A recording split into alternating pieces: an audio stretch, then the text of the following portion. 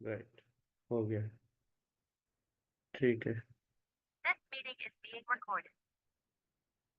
ठीक है। मैं थोड़ा अपना कैमरा बंद कर लूँ। Join audio.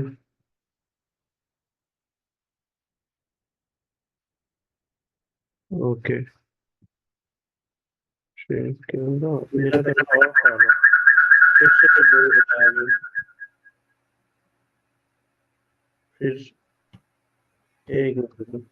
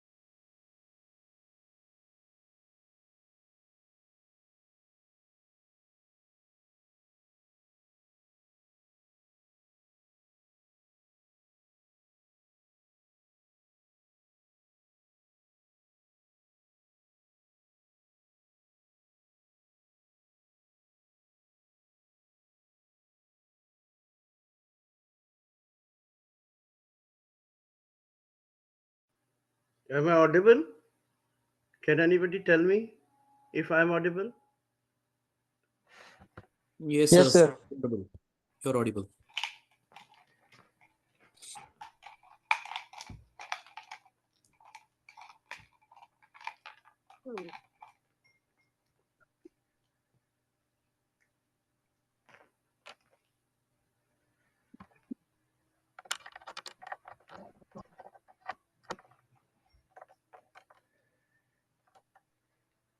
Voice, sir, am I audible? Yes, sir. Great. You're audible.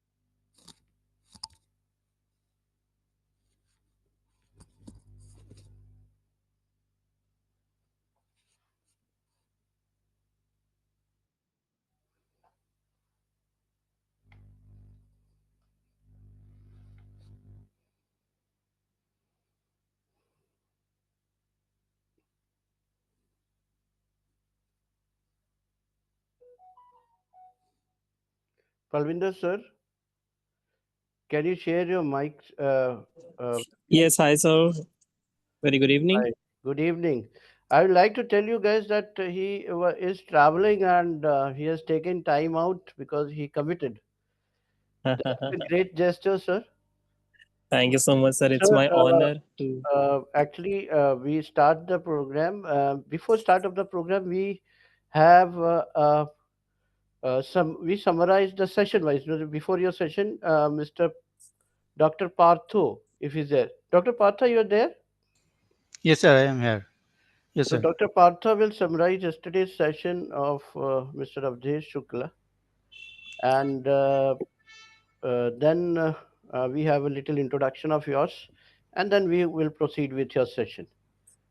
So, Perfect, sir. Perfect. right. In your session, we have Dr. Pushpendra has made two questions on Google.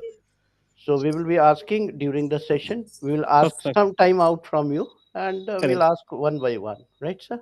Perfect, sir. So this is the agenda of today's program. Ji. And my name is Ajay Sharma, as now people might have uh, uh, known because both phone kiya, a lot of calls, messages are being done. So, Dr. Partha, I invite you on board to summarize yesterday's first session. Okay, sir. Okay. Sure. You can share your webcam till the time this is Uh, shared. may I use the notes? Yeah, you May can use the I use the notes. notes? Good morning, good afternoon, everyone. I am Partho Ghosh from West Bengal. And yesterday's first session was about the Linux system for HPC, and it was delivered by the Dr. Adesh Shuklaji sir. And also, he has discussed about how we can make it comfortable and compatible for the HPC setup. Now, why we will go for the Linux system? Now, anyone can use the Linux system because it is a open source. And what do you mean by open source? That means the source code is freely available and anyone can modify that source code, anyone can distribute that source code, and anyone can commercialize that particular source code also. That means we can use for multiple purposes. Now, Linux system is more compatible for HPC system and source code is easily available so people can go through the source code and do the customization as per the requirement of the HPC architecture. That's why we will go for the Linux system. And Linux is more preferred on the server in compared to the Windows system because the it is more customizable than the Windows system. As also there is no need to reboot the system in Linux system whenever we will install some new software. So Linux servers are more preferred in the HPC clusters as compared to the Windows system. Now, so first of all, we will install and configure the Linux system for the HPC system. Now we can choose the right Linux distribution first of all. Now we can use the Ubuntu's or Red Hat Linux. We will not use the Kali Linux. It is not suitable for the HPC cluster. Now for setting the HPC, we need to do the network configuration first of all. Now for the HPC, first of all, we will mm, use the HPC cluster set. We should understand the users because when we access from one system to another system, definitely it is possible with the help of Linux account system, account mechanism. So we need to understand the user first of all. Second thing, we need to understand the permission in both for the file as well as directories, and we need to understand the basic commands of the Linux system. Now come we will user. Now there are three user in the Linux system: root user, normal users, and third category is the system users. Now root users having the UID 0 and normal user having the UID 1000 and system users, and this account is used by the system and its UID ranges from 1 to 999, and it will vary. It will depend upon the different kinds of system where user will having. And second thing is the files. We have to know the files. Files names are /etc password. PASSWD, etc passwd. It is a system file and it will store the list of users in the system. Second file is etc shadow file. Also, it is a configuration file and it will store the password for the user account. In etc passwd, no password will be stored, only into the etc shadow file the password will be stored. Another thing is comments. Now we will use the three comments to add user. By using the add user, we will create the user. By using the command user mod, modify the users, and we use the user del to delete some user from the system. And these are the important things we need to remember whenever we'll go for the HPC cluster setup. And second thing is the permission. Permissions, we need to know about the two things. One is file permissions, another one is directory permission. And we know that there are three permissions are aware: read permission, write permission, and execute permission. And in case of files, the read permission means we will be able to read the created file, and write permission means we will be able to modify the content of the file, and execute means we will be able to run the files. And with respect to the directories, now read permission with respect to directories signifies that user can run ls commands from that particular directory. And by write permission with respect to directories, we mean that we will be able to create, we will be able to delete, we will be able to delete files from that particular directories. And execute permissions, we are not allowed to change the directories. We are not allowed to change the directories by using the cd command. This was the summarizations of the first sessions of yesterday. Thank you so much. So give reactions, ladies and gentlemen. I want you to give reactions to sir. There are lot of reactions. I give my reactions. Uh, I give my reactions. My reaction is there. So give reactions. Thank you very much, sir. Partha, Dr. Thank you, Partha. sir. Thank you, sir. And now I would invite Sir Palvinder sir. But before that, I just want to go with his profile. A very, very uh, impressive profile. Mr. Palvinder Singh, he is the founder and CEO of Secunius Technologies Private Limited.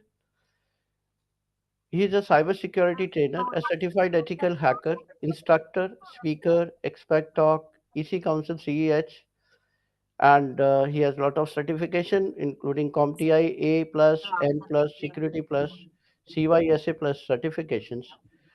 He has conducted n number of sessions. I have left sessions because it was hundred of sessions, but hundred of sessions now he might have crossed over many sessions, maybe in case. So I left it. He has conducted n number of sessions of cybersecurity and ethical hacking across the globe, including Asia, Africa, Gulf, and many countries. And he has helped 3,500 individuals from corporate and government sector to update their skills. And he has been covered globally by media, Digital Times of India, Factor Daily, NDTV, Gizmodo, and many more. So we should not wait. We should call him with a big round of applause. Uh, Dr. Saab, Dr. Palvinder, please take your platform. For next 1.5 hours, he will be there, and we will be there with him to make the session interactive. Thank you very much, sir. Welcome aboard. Thank you so much, sir, for the great introduction. It's my honor to be a part of this session.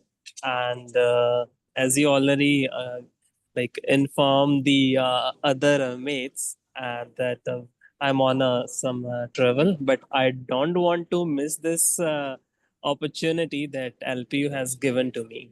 One quick thing, sir, before I proceed further, if is it my I am audible? Is my camera Yes, sir. and mic is audible? You are, Thank you. we are visible and audible, and I think you are showing us great scenes also behind you. Thank you so much, sir. And thanks to the LPU and management and entire the team members for conducting such a great sessions for the audience, for the peoples from the different backgrounds. So in today I would be sharing concepts, the new things, the requirements like in our digital industry, that is for the that is parallel computing. As we are moving towards the digital worlds are there, I should call it, or I should say some like that's Internet of Things are there. Either it is like artificial intelligence is there. So now it's a very important part is there. Like we need to move on towards this computing worlds, and we also need to increase the performance as well. So that's all we are going to discuss in today's session. And I will also be sharing my screen, and I'll be having couple of graphical contents with everyone. So can we make you the host, sir? Yes, please, sir. It would be great. Thank you. So you are the host now. Thank you so much, sir.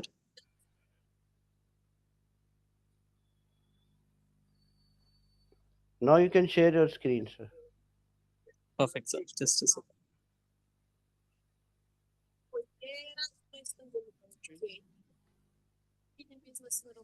Great. I hope, sir, my screen is visible now. Right. Yes, sir. Great, sir.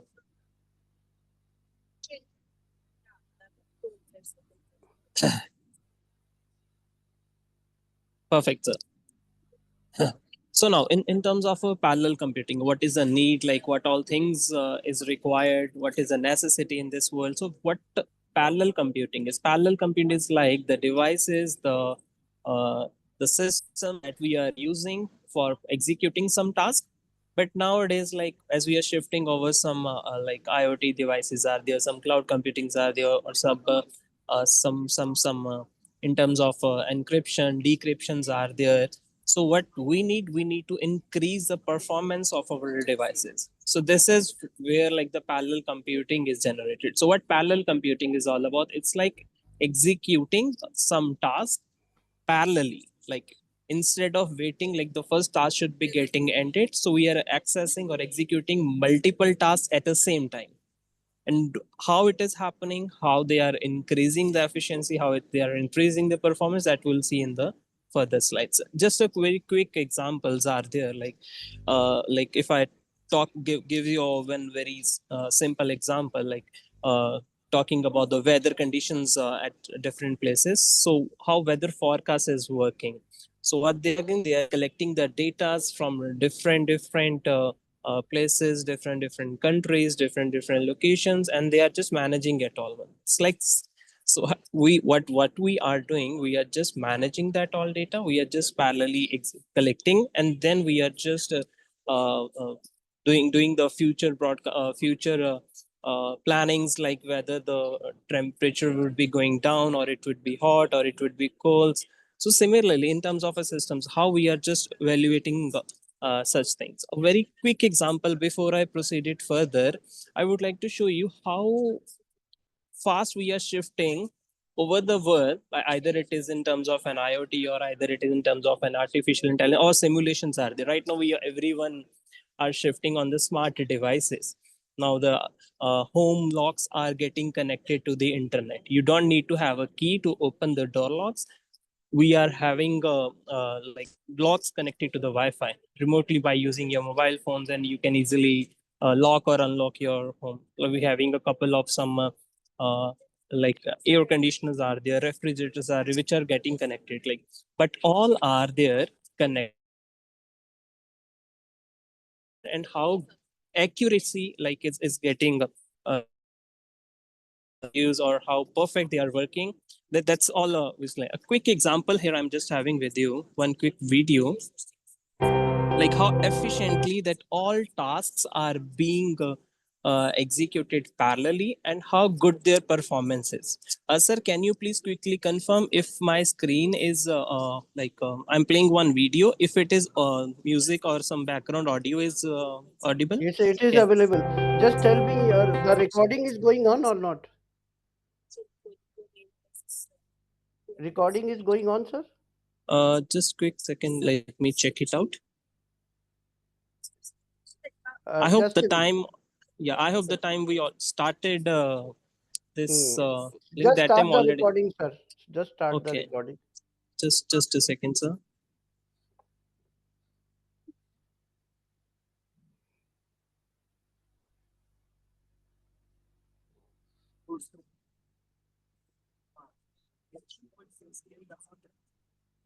Just a second, sir.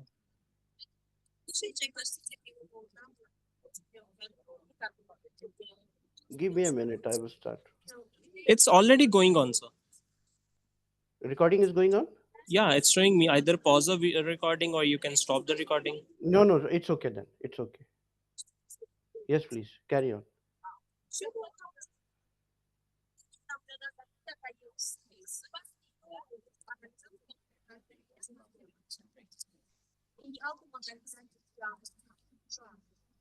Yes. Is, sir, my screen visible now? Yes. Yeah. Thank you so much, sir. Yes.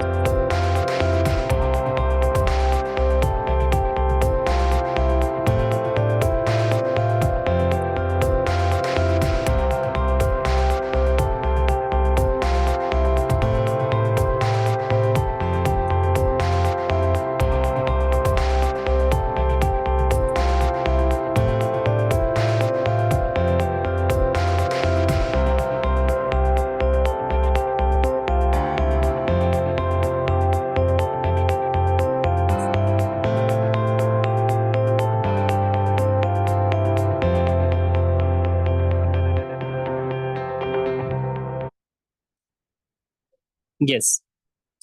So you can see this in the entire video, how our offline devices are getting connected with this digital world. The offline devices that we need to access using some switches, some buttons, how this if else condition is working here. If one condition is getting true, it is executing some action. Like you can see if there is no one in the room, like the lights are off, but as someone is entering in the room, the lights are getting connected. Now, how, yes, how it is working like here. In parallel computing, we having a memories. Memories means like how they will be handling some task to execute. The one is a shared memory, another one is a distributed. In case of a shared, like it's also considered as like some further we might be having like in a discussion like how the single SIMD is called, like single instructions are there. Like if we are having some shared memory means like single device is there, and we are executing or we are implementing or we are using that memory for multiple devices. What is the benefit of using a shared memory? It's a cost effective. We need not to use a different devices or a different hardwares for different components. So we are using the common memory for the different objects. Another we having a distributed memory, or it is also known as a dedicated one. So each processors are having their own memories to execute it. It's also being used this distributed or the dedicated, I should say, memory in case of load balancing. 1 second. Yeah, load balancing. If the higher number of requests are coming on a shared memory, so what would be the drawback? Like a single multiple things, multiple tasks are being executed by the single memory. So this might have a attacks like a DOS or a DDoS attack. We have seen couple of times like the industry is getting affected. A couple of years back, we might have seen uh, there was one attack like on a Telegram. There was some conflict going on between the some countries, and the Telegram faces a DDoS attack, which was nearby the size of the DDoS was like 400 to 500 GB per seconds. So in terms of a shared, yeah, in terms of a shared memory, so obviously all the load, entire load is coming on the single memory. In terms of distributed, if the load is coming on one device, it will not be getting affected. It will not be giving any effect on another one. Yeah. So now, yes, shared and distributed. Even like one point is there in terms of a distributed memory. Yes, the output, the scalability, the availability part like is higher as compared to the uh, shared memory. Yeah. So now, a heterogeneous. yeah. So now here we are having parallelism, like how it is working. So two models we are having. One is a SIMD model is there, architecture is there. SIMD means we are handling some tasks. Same instruction has to be provided for multiple data. Like same thing we have to execute for the multiple in devices or the multiple data is there. SIMD, same instruction, sorry, single instruction, multiple data. Another we are having a couple of different instructions for the different data. Could be like multiple instruction for multiple data is there. Now it's a kind of a serial as well as 1 second. Sorry. Yeah. Yeah. its processings are of two types. One is a serial, like if one task is getting completed, then we are giving the task to the another. Like one task is getting completed, then we are giving to the another. It's a sequence wise it is working. Another, we are having a parallel. Parallel means like the same time we are executing. If I talk about the cyber security, in cyber security we are having a couple of tasks like hash crackings. Could be some hashes we need to break. In case we are using a sequential or the serial part is there for cracking the hashes, for breaking the hashes into the plain text, even like in terms of a ransomware attacks, we have seen the data is getting encrypted. The only way to decrypt the data, and we need some private keys required. But many times some cases are there, some case studies are there which we are handling also. In such cases we try to decrypt it, like, just to find like if any decryption methodology is getting followed. So if we will be following the serial part, so it's a very time taking process. Like it's a single device is handling the single like program, then it is just executing it. Another side, we having the parallel means like we are dividing the task between the multiple processes. It's also considered in the part of hash cracking, it's considered as a CUDA crack. Now even like there are some tools which we can use for this part, like a very popular, as in the like starting part sir has given a one very quick introduction about the Linux operating system. So one operating system another being used by the people who are in cybersecurity is like Kali Linux. In Kali Linux we are having, in terms like we can have a parallel processing for the hashes part. We can use a tool called as a hashcat. In hashcat, what how it is performing a parallel, there is an option like how many requests for breaking the hashes you want to send at single time. If it is like it's consider it as like if we'll be using some tools like a hashcats for breaking of an hashes, it's considered as a threads, like how many requests you want to send at the same time.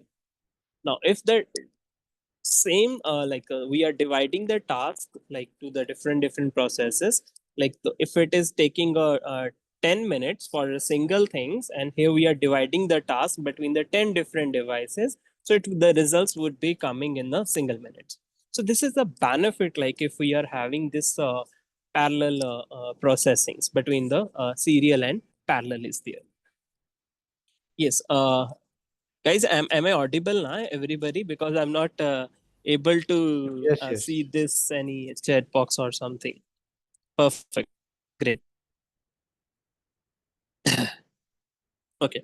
So now some key features, like what is the benefits and some another things are there about the parallel, the one which we are discussing. So very first we are having, it is improving the manufacturing efficiencies.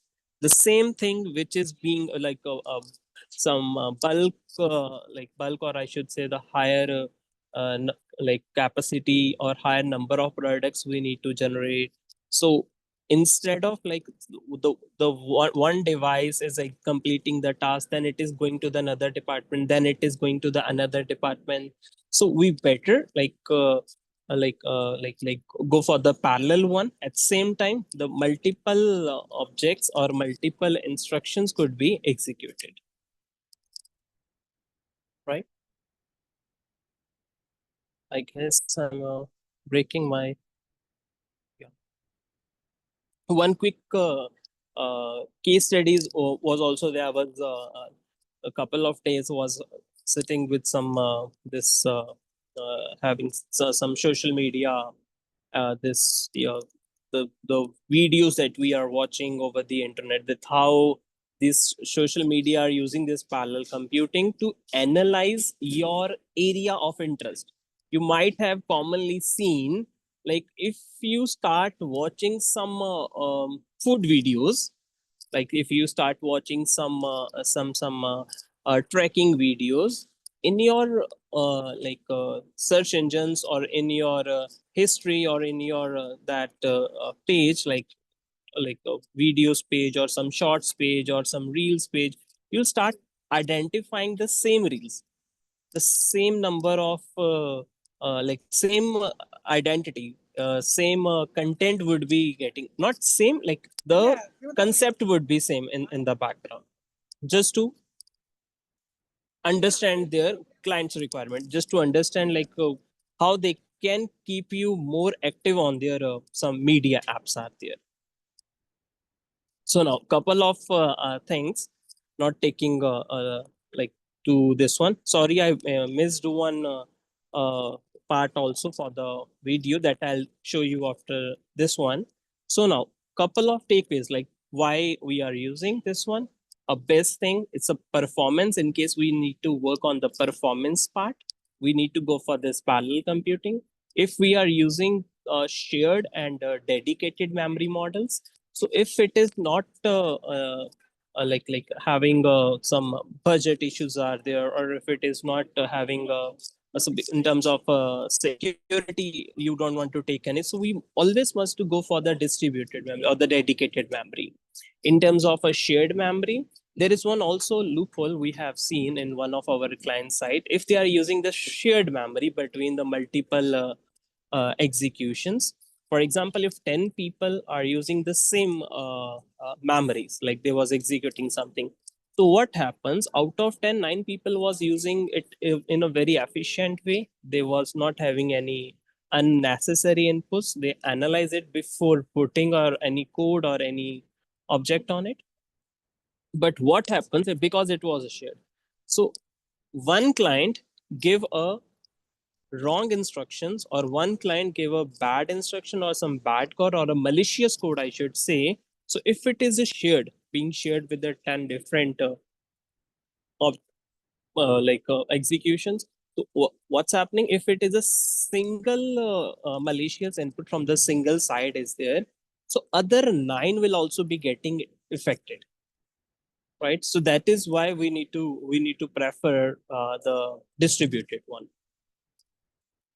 And so this is like what, so one quick video to show you. Sorry. Yes.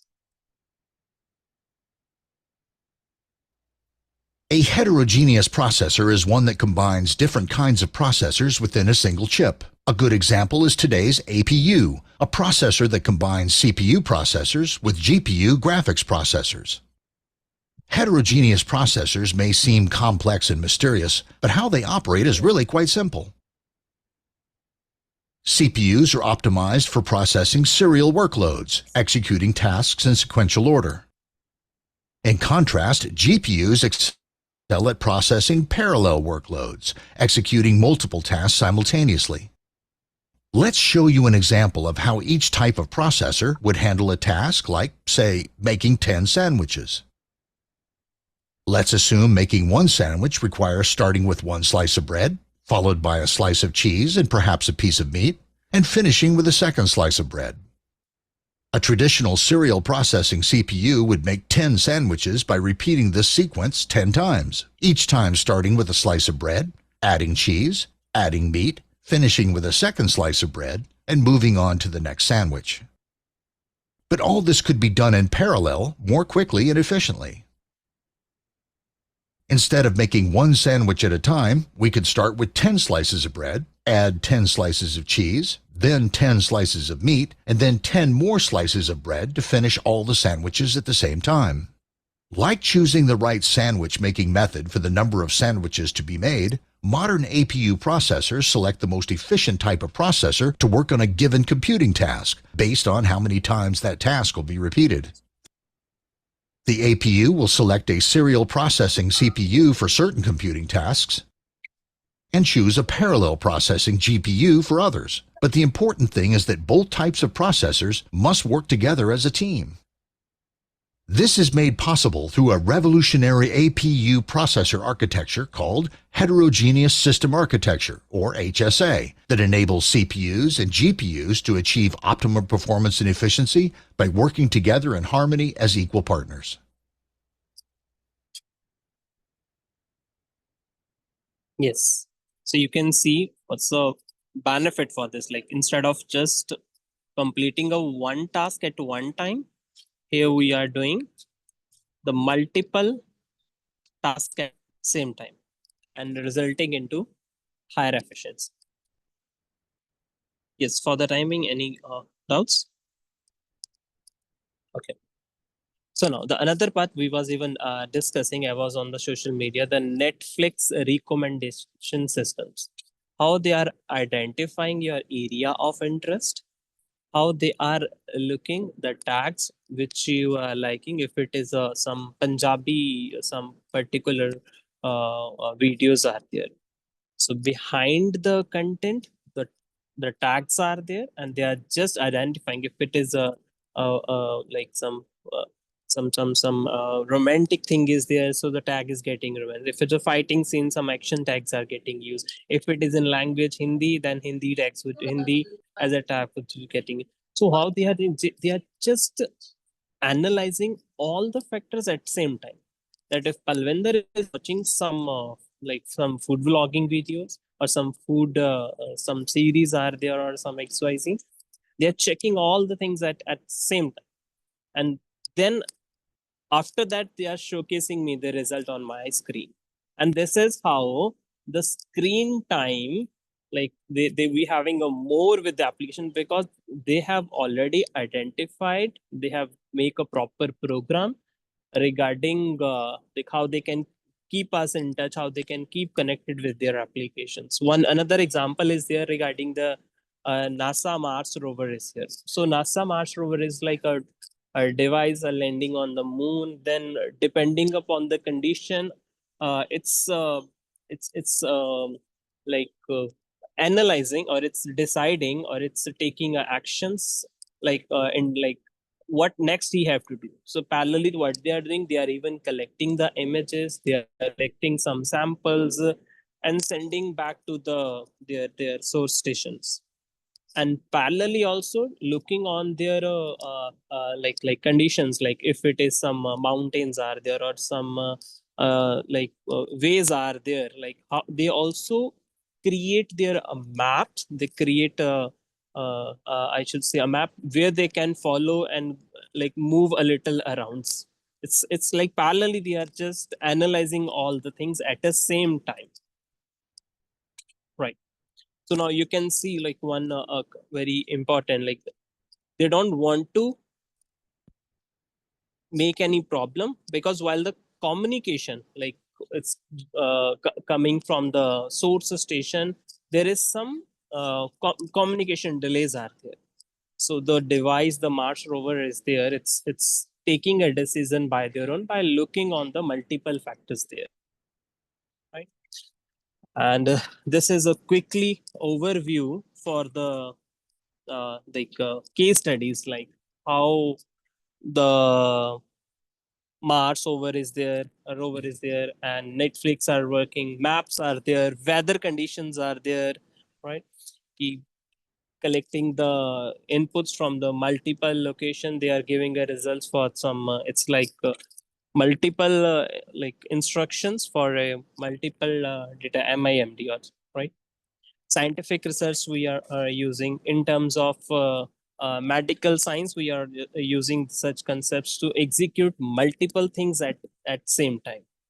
So this is a quick overview for the parallel processings are there. So not taking a much time, I would like to have some queries, some doubts, or some things you would like to discuss, you want to ask. The reason the weather condition is not so good, it's about to rain, so I need to wind up a little early. So I would like to have couple of questions in between,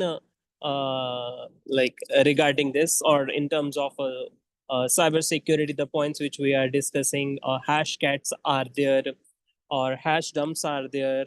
Sir already told you the shadow files are there. in the introduction part, they like informed like how the Linux is having their shadow files where they are saving their hashes in a Windows operating system. The hashes which we need to break, it's in terms of Windows, they are in the SAM files are there, which is in our system 32s, right? So I would like to have some queries, some things to discuss, or any doubts regarding this parallel computing part.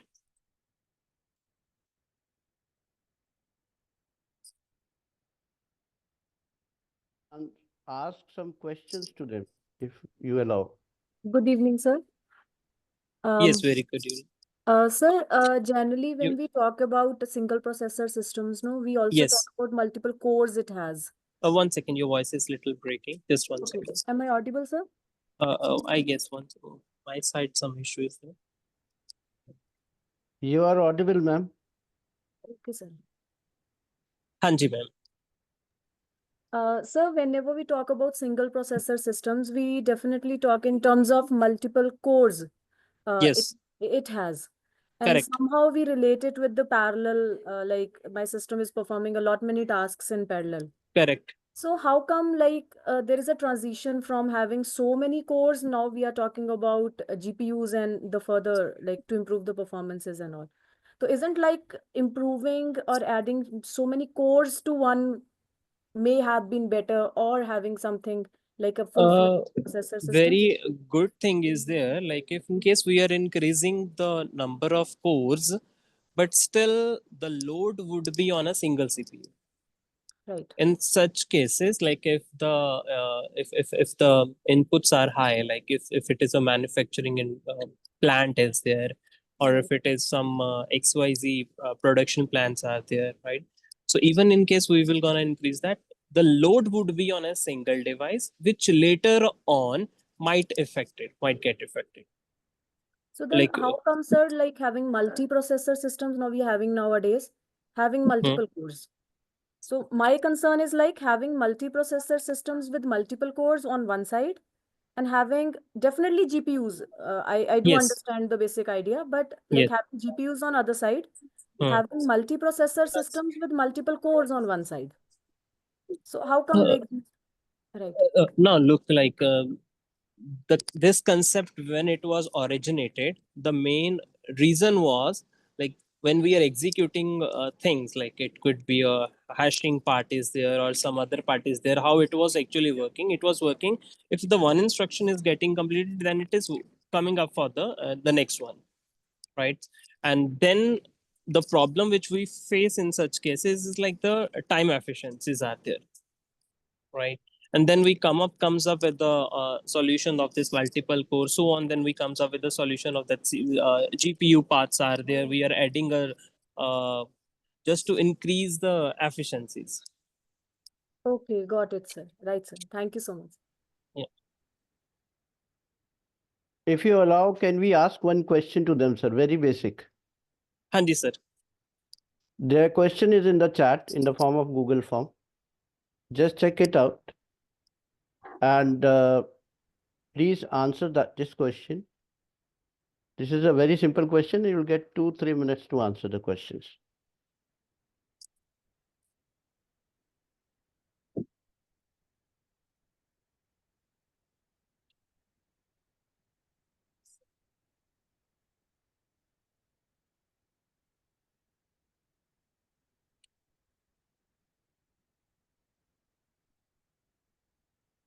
Yeah, responses are coming.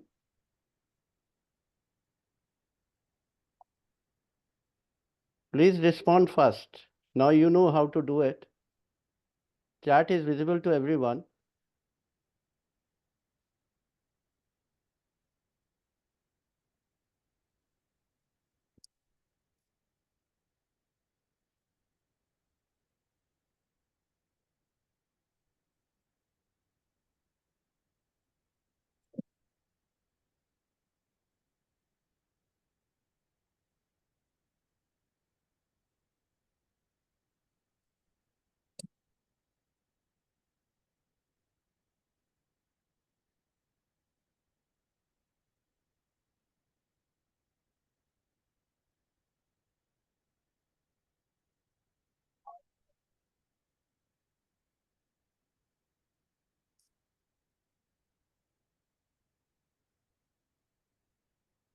There are 32 responses up till now.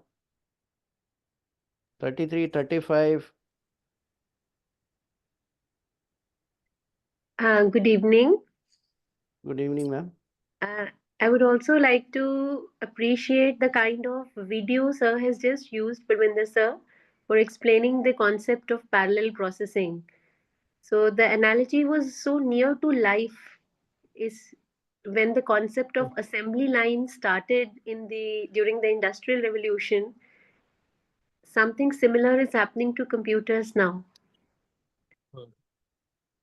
And the kind of teamwork that humans are expected to do, I believe a similar kind of teamwork the computers will also be expected to do in times to come. Correct.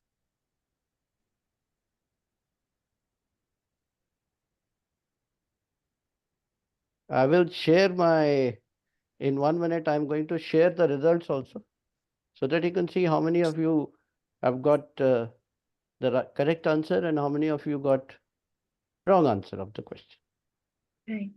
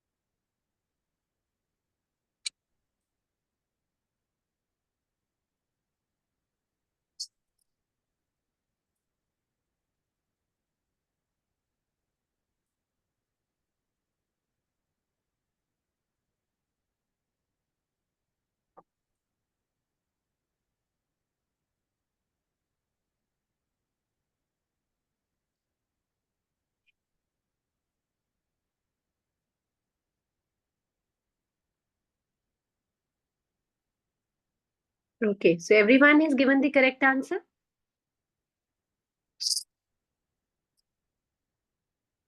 Ajay sir?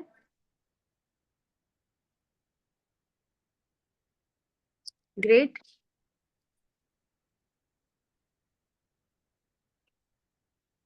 Very nice.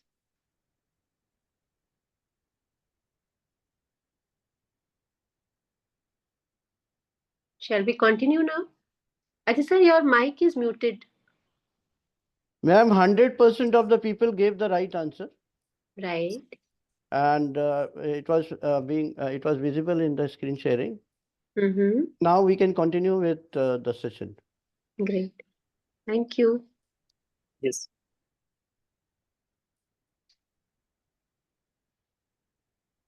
Yeah.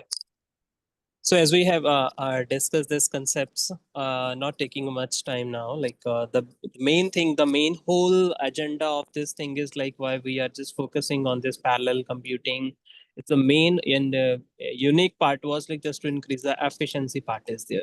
So I have shared the things like in the video part also, like how the parallel computing is working in terms of taking a decisions. How all the devices, if one object is getting achieved, or if it's like if else condition, like if Palvinder is sitting on a chair and then XYZ things should be there, right? So it's like depending upon one thing to the another, right? So earlier it was like one was getting completed, then we was coming on the next one, but now it is like one by one, all the things, all the objectives, all the instructions, all the executions are working parallelly. So I guess instead of repeating the same thing much, I would like to have if you're having some queries or some I was about to show some practicals also using the CUDA cracking and the hash cracking. but some issue regarding some networks are there, and I'm unable to go for the system connectivity. So if for the timing, if you're having some doubts are there and some queries regarding anything in terms of QRA, as well as my expertise is also there on the cyber security. But in case you're having anything you want to discuss, or you want like some XYZ things are coming to your mind and you want to have a word, you are open to come up with that also. Hello. Am I audible, Palvinder sir? Yeah. Yes. Yeah. Hi, please. hi, sir. Hi, sir. Audible, sir. I hope. Hello, sir. How are you? Yes, sir. Fine. I'm good. I'm good. I'm good. Yes, sir. Palvinder ji, actually, I'm aware about you are good in cybersecurity. I'm facing one issue in my computer when I'm Yes. opening this window key. It is not working. Like if I want to search for a particular software and I want to open it. Are you getting the issue which I am raising? While Like you are in yes, in the taskbar there is a search button. Na? When I'm clicking, it is not working. it's not showing any output. Yes, it is not working. Actually, I'm not able to search for any software, or in the window start Sir, menu also, I'm not able to search. which sir operating system you are It's accessing? 11. It's Windows 11 is there. Yes. Okay. Can you sir try quickly with the window plus tab button if other other applications are visible, holding the window button and pressing the tab? I just want to confirm like if Window tab. window, yeah, Yes, window, yes. it's That is showing some working. other, that's working. So that means It's there working. is a no hardware issue is there. The window button is perfectly fine. Okay. Other thing, it should show you the search bar. Like even in case sir, like you are like clicking on the search bar instead of pressing the window button, then is it coming up with some search bar? No. When I'm pressing on search bar, it is not working actually. Okay, neither with the button, neither with some clicking on it. Yes. This might be some operating system level issue is there, maybe some application. So better Maybe some thing like application. well, like the best solution for such thing, you can put your system on some update instead of going for any drivers or any reinstallation of an operating system. Maybe couple of things or couple of drivers or couple of some graphics errors are there, and it would be getting solved with that. Thank you. Yes, sir.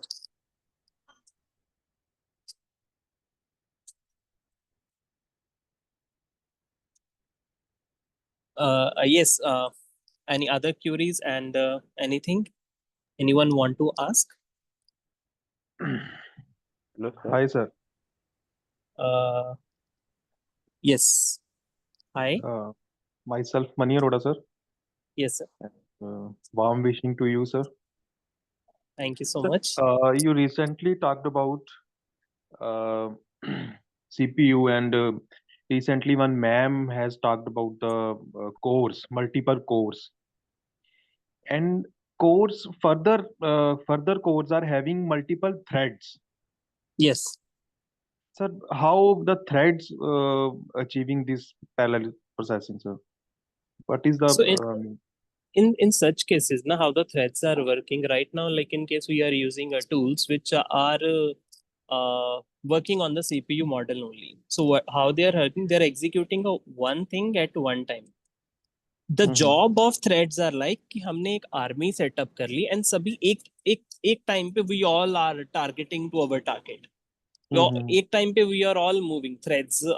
एक ही time पे we can define, like not all tools are having that option like where you can define the number of threads that you want to use. Yes. One quick tool, in case you guys would be having some Linux operating system, so try installing Kali Linux one. Yes. The Kali Linux is available, like kali.org website is there. It's free available. So in that case, there is one very popular tool called as HashCat. So Okay. not hash, it's only HashCat. Okay, sir.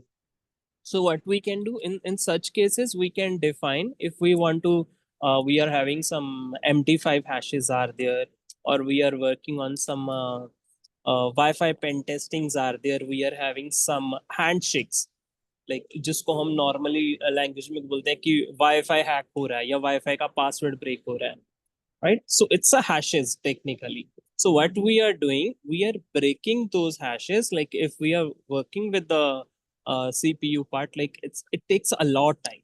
So how they are doing, they are just having a word list. They are just cross checking if any passwords, any word list password is matching with the hashes, and so one by one it keeps doing.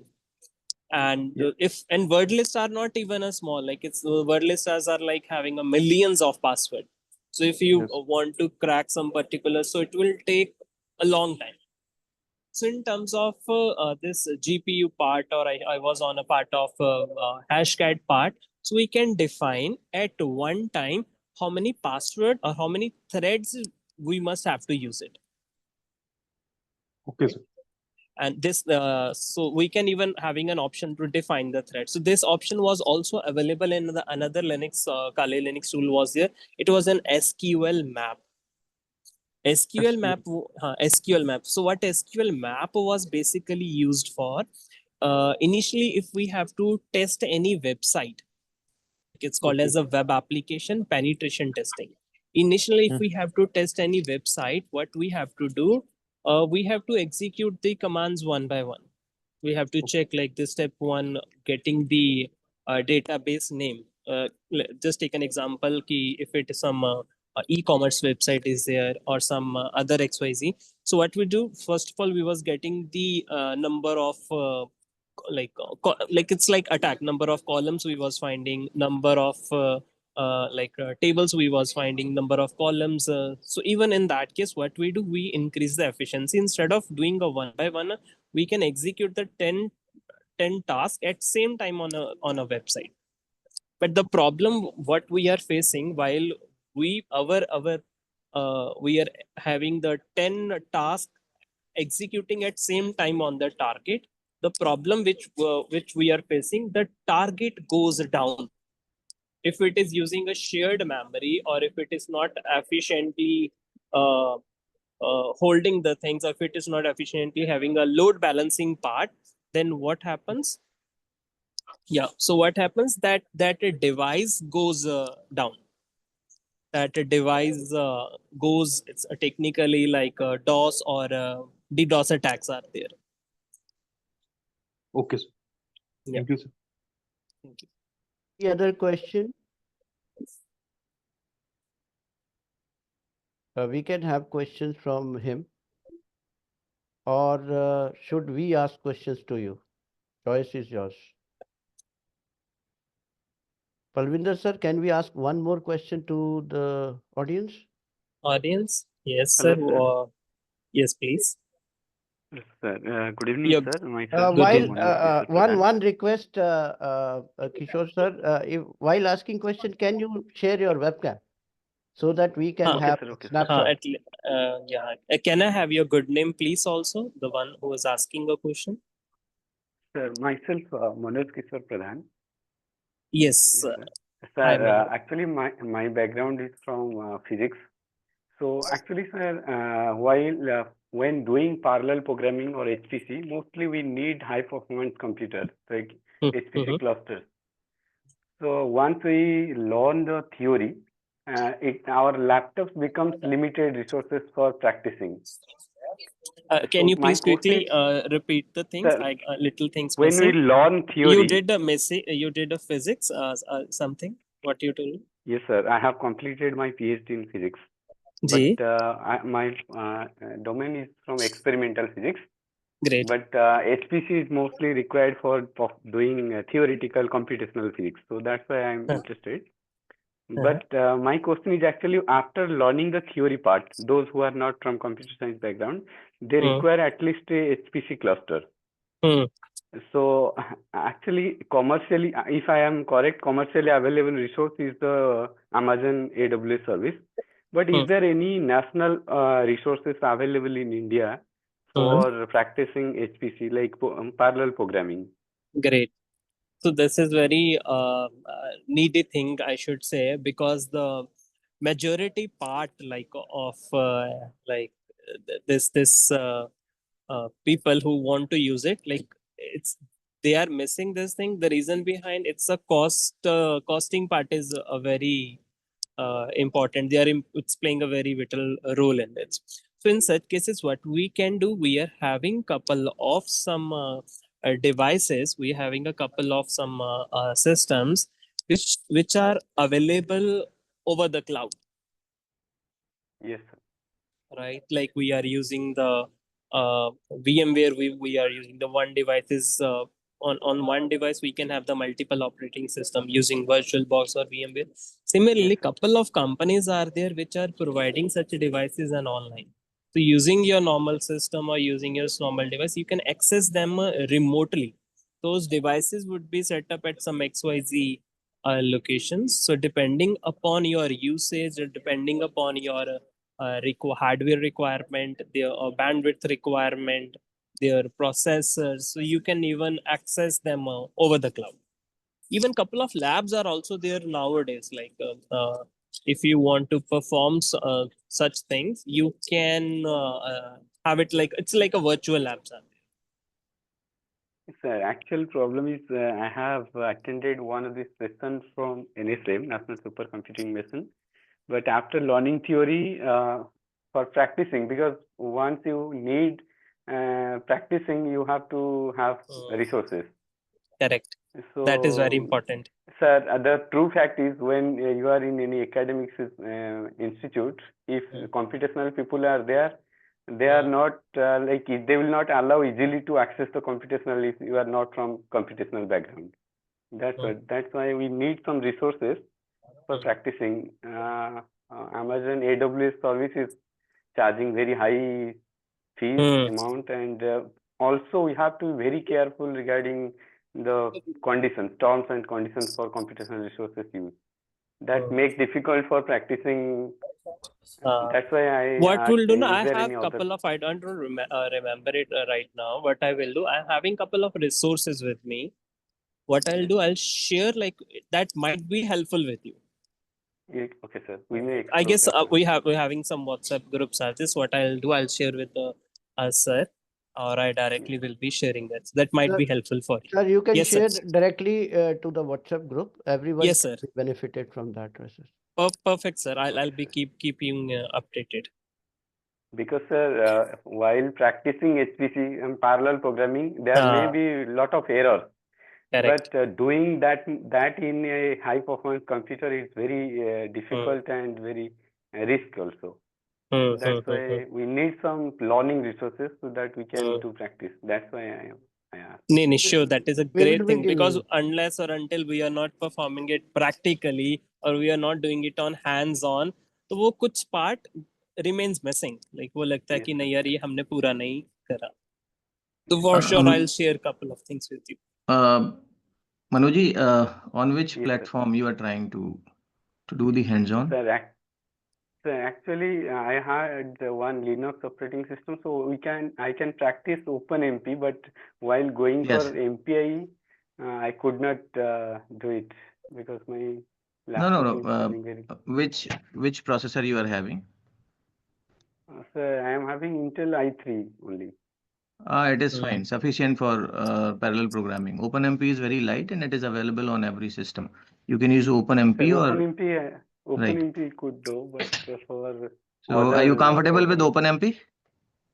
Yes, up to certain limits, sir, because whatever I have time, I have already Great. little bit of experience. So because in my session I am going to talk about the OpenMP and we are going to do some of the experiment on that. Yes, sir.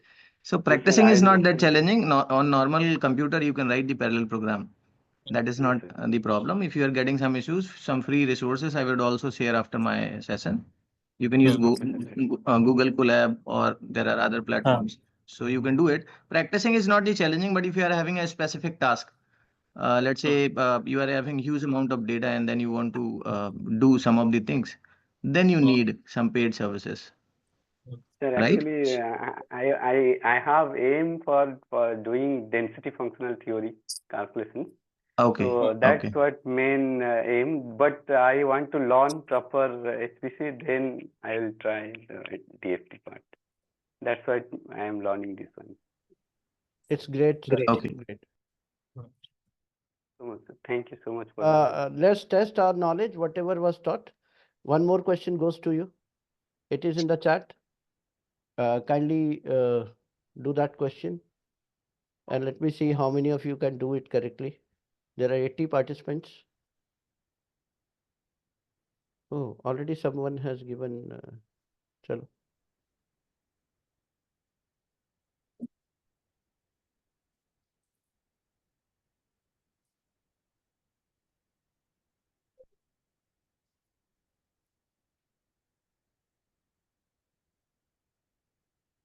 Still no response? Yeah, 2 responses. Both are correct.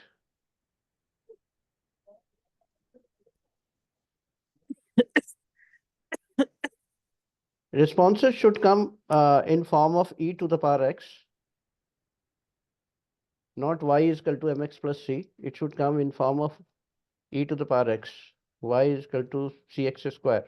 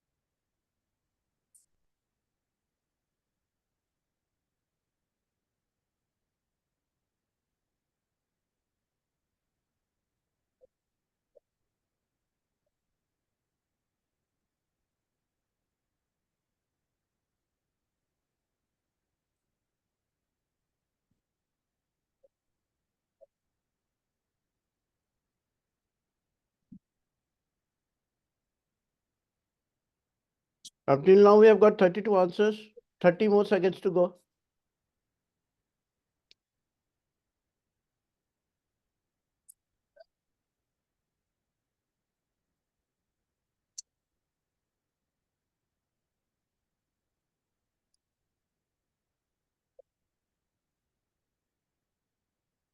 Great.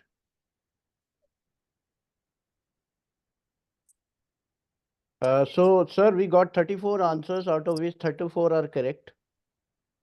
So, great going, guys. And now a request. Yes, sir, I hand it over to you now. Yes, sir.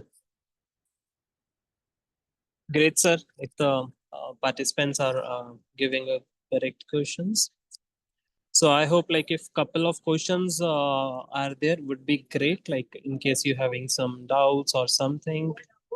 So before winding up, it would be great if we can answer those. Before Dr. Mohit Arora gives the briefing of the yesterday's second program, I would request my friends to share a webcam and have a photo with you. आप London में हैं, तो आपके साथ photo बनता है हमारा. So you Anytime, guys sir. kindly share your photographs. Would be Webcam, great. please. And Neha will take the snapshots. I would request everyone.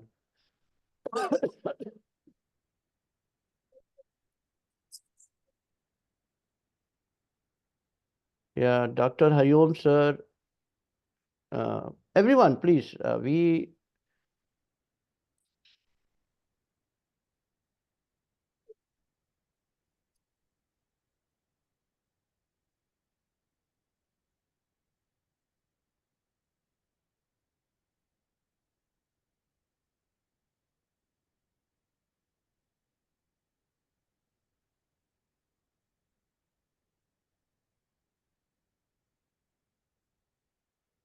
So I would request Neha to take the snapshots.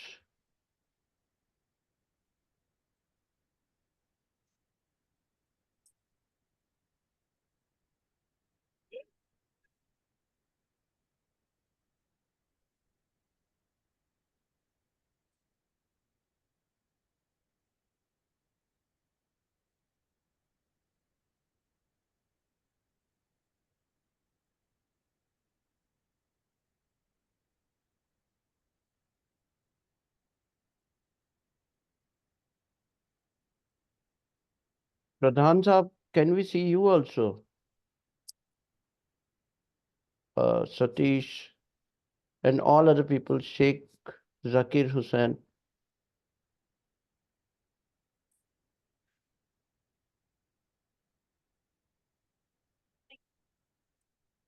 A0073. Please share your webcams, and I see Neha is writing something.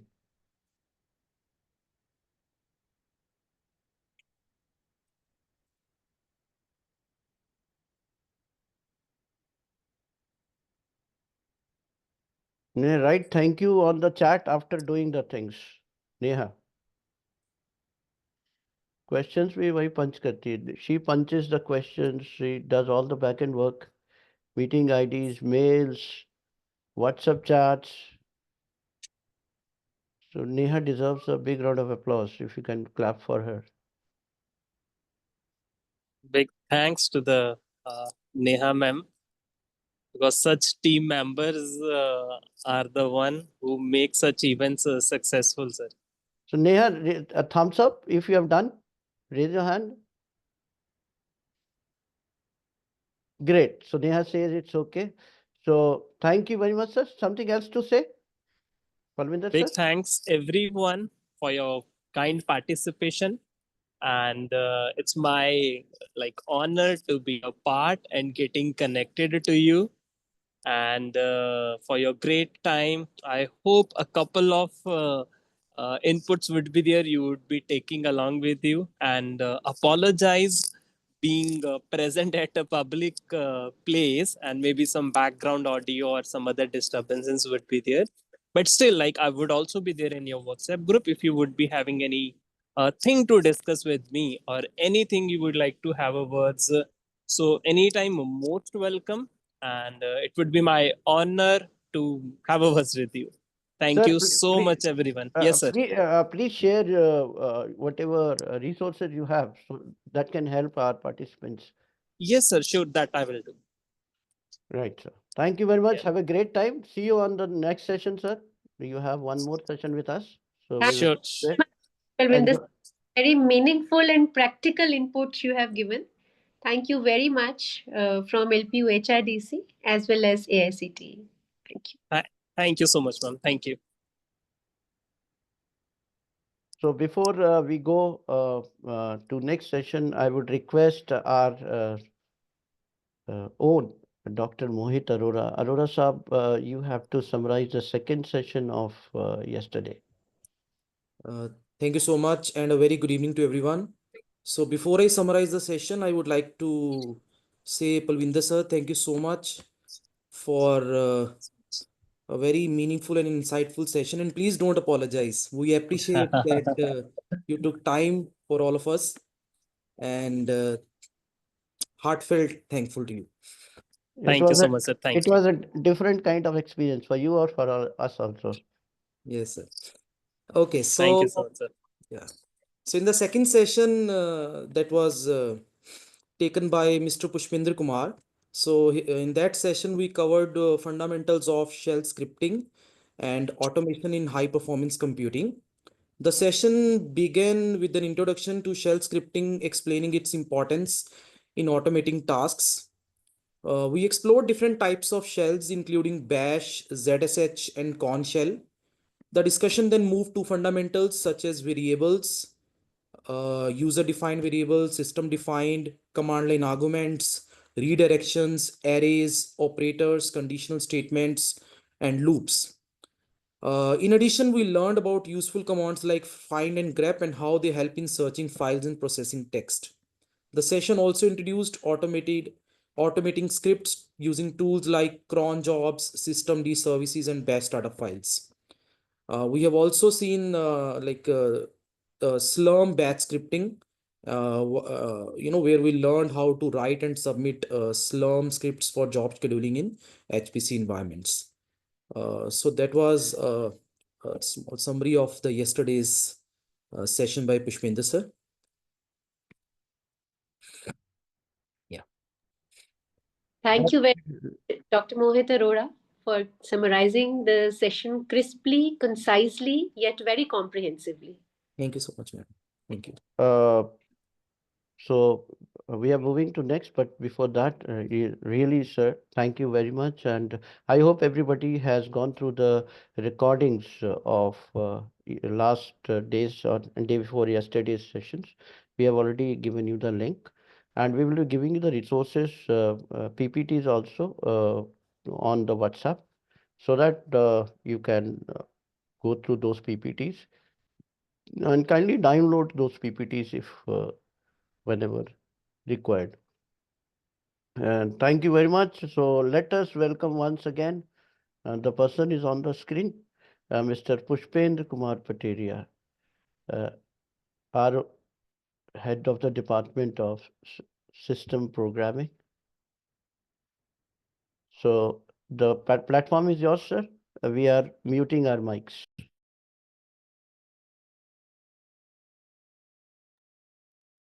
Thank you, Ajay sir.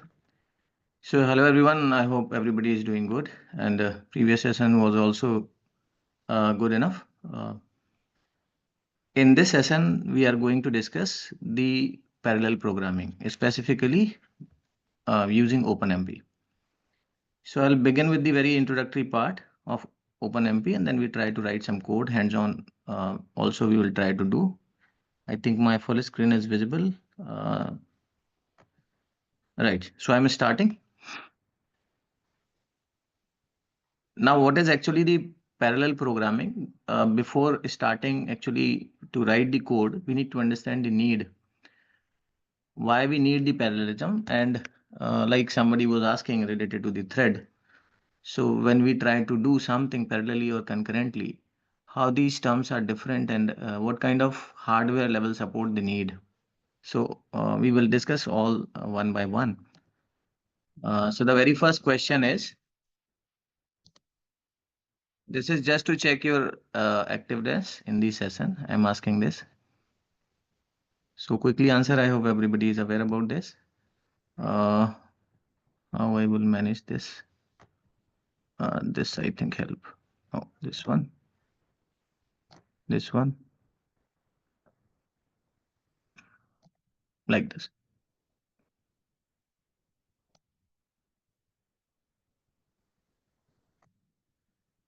Okay, great. So I got 3 responses out of 37 connected.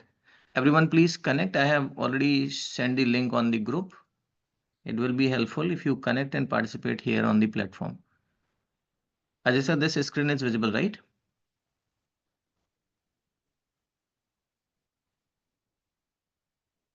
Right, Mohit sir? This is visible? My screen is visible? Yes, sir, it's visible. Yes. Okay, so only 3 out of 37, only 38 are connected. I think in this session there are 75 connected. So I request everybody to connect here. This platform helps me to get your responses, and later on I can generate the reports, and it helps me to analyze the things. So, okay, now 41. Great. So why parallel programming needed in modern computing? That we already know. This is to improve the performance and efficiency in multi-core and large scale computing, right? So multi-core is one of the important term. If you don't have the large scale computing, that is fine. You can still do the parallel programming. So we see how we can do it. So let's move on. Now, what is the need of parallel architecture and parallel programming? So why do we need the parallel architecture? If we want to write the parallel programs, we need support, hardware level support. So we need parallel architecture. Now, when I'm saying architecture, this is computer architecture. So normal computer, they have like ancient time or 20 years back, I would say, there were not multiple cores. So when the dual core or quad core or octa core or the processor they came before that, there were only one core. So the one core, the one core was supporting some of the threads, and based on the support by one core only, we were able to concurrently execute the things, but not parallelly, right? So let's try to identify this. In 1965, Murray is one of the very famous, like Mealy and Murray, everybody must have heard in computer science. So Murray has given one of the law. When we were preparing the computers and putting the transistors on a small silicon chip, Murray says that every after 18 to 24 months, the number of transistors on a chip mounted will be double. So this graph shows that the implication of the Murray law, or like till 2010 or even onwards, the number of transistors was doubling somewhere around. So he was predicted well in 1965. But the thing is, when we put the multiple transistors on one small silicon chip, they need power, and power is one of the important aspect. So there is another analysis came later on that we consider the power wall. So when we go for like we are keep on putting the transistors because we want fast computing power.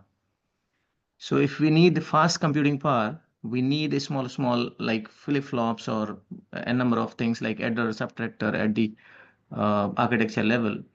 So we put the transistors, and with the combination of transistors, we design all these things, right? But transistors need power. So with the help, like if you see that with the growth of performance, power is increasing exponentially. So this was not the very good sign in the computing. So computer scientists, they start thinking how we can handle such kind of situation where the power is exponentially increasing if we are trying to increase the performance.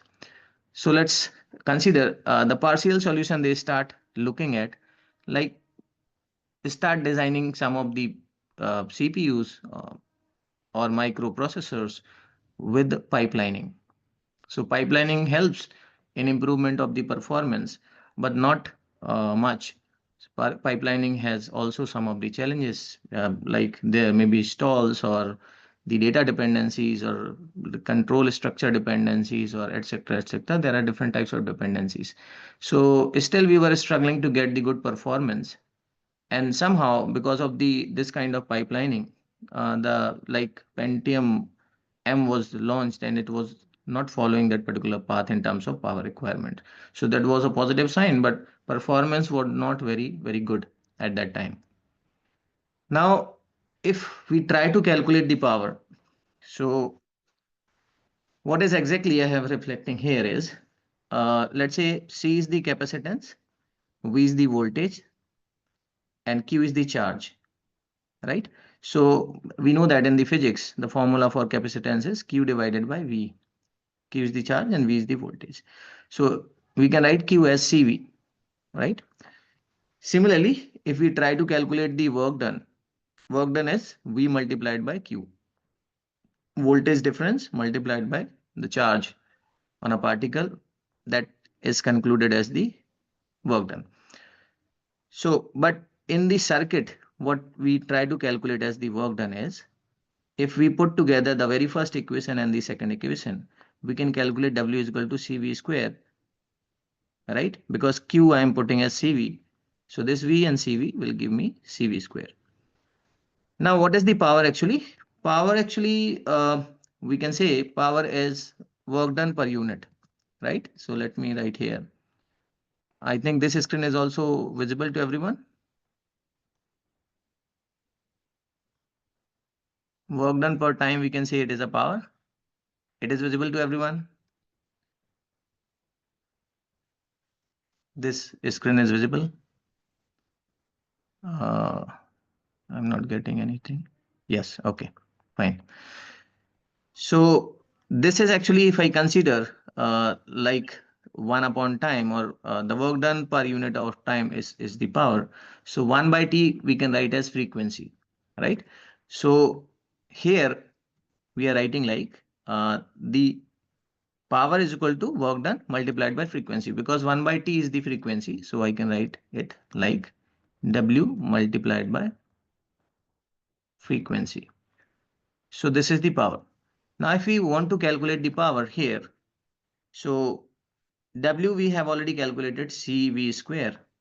If we multiply frequency, we will get the power. So power can be written as CV square and the F. So this is one of the important equation in order to calculate the power requirement. Now, how this equation will help us to understand the need of parallelism? Let's consider the example. If we are having a single processor with frequency f, and it is taking some input and generating some output, and the power requirement is, let's say, x. Now, the similar kind of task, I want to do it if I put two processors in parallel. And the point here is I am putting the processors, those are generating half of the frequency, right? But both will work in parallel. So when I give the input, like we do in multi-core kind of environment, so I can send this particular input, half of the task may be here or half of the task may be here. But the important point is because half of the frequency this processor is taking. So if I calculate the power consumption, because it is obviously going to take less.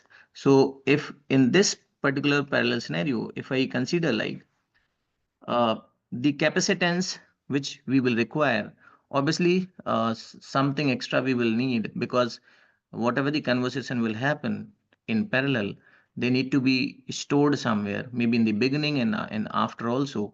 So capacitance requirement is just not doubling, it is more than the double. So some of the capacitance processor one is requiring, another is requiring, but some extra capacitance will be required.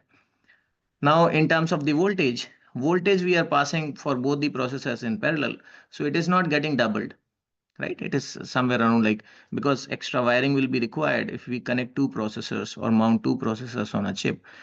So voltage is somewhere around, let's say, they have considered like 0.6, not exactly double or half, right? And the frequency we are passing half, so 0.5 f. Now, by considering all these parameters, if we try to calculate the power required by this particular circuit, then the power will be concluded like you multiply all these three things and the power is coming like 0.396 CV square F. The meaning is you are trying to do the same thing, but if you are putting the things in parallel, the power requirement is drastically going down. So this was a good sign. And after this, multiple processors has been released. So if I take the example of, let's say, Intel has released many processors and they were having multiple cores. So let's say Intel SCC was having 48 cores. AMD, uh, it is having, let's say, 10 cores, 16 wide SIMD. So SIMD, as Palvinder has already mentioned, like single instruction, multiple data, and then 30 cores. So parallelism helps us, right? So if we do the things in parallel, energy will be a requirement will be less.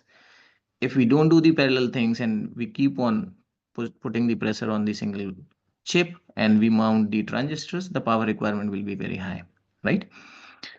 Now let's try to understand the parallelism and concurrency. So what is actually the concurrent execution and what is the parallel execution? Now, concurrent execution, it is a condition of a system in which multiple tasks are logically active at one time. So they are saying like multiple tasks are active, whether they are executing at the same time or not, that is not there mentioned, right? So multiple tasks are active. Maybe they are executing at same time, may not be, but they will be considered as concurrent, right? Now, what is in the parallelism? A condition of a system in which multiple tasks are actually active at one time. So this diagram is also depicting the things. So there are multiple tasks, they are executing, but none of them are executing at same time. So we are saying like it is concurrent, non-parallel execution. This is concurrent, non-parallel execution, right?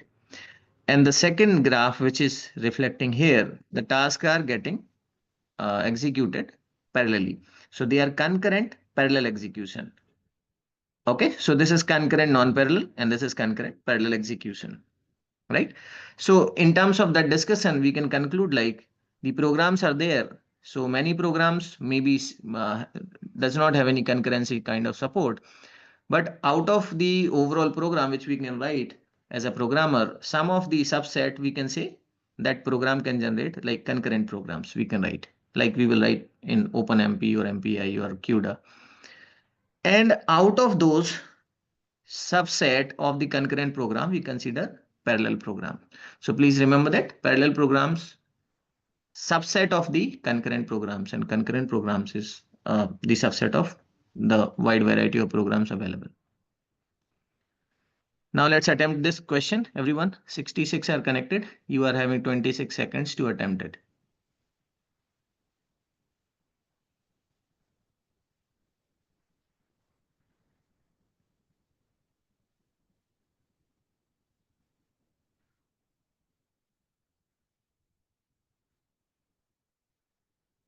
Quickly attempt, everyone.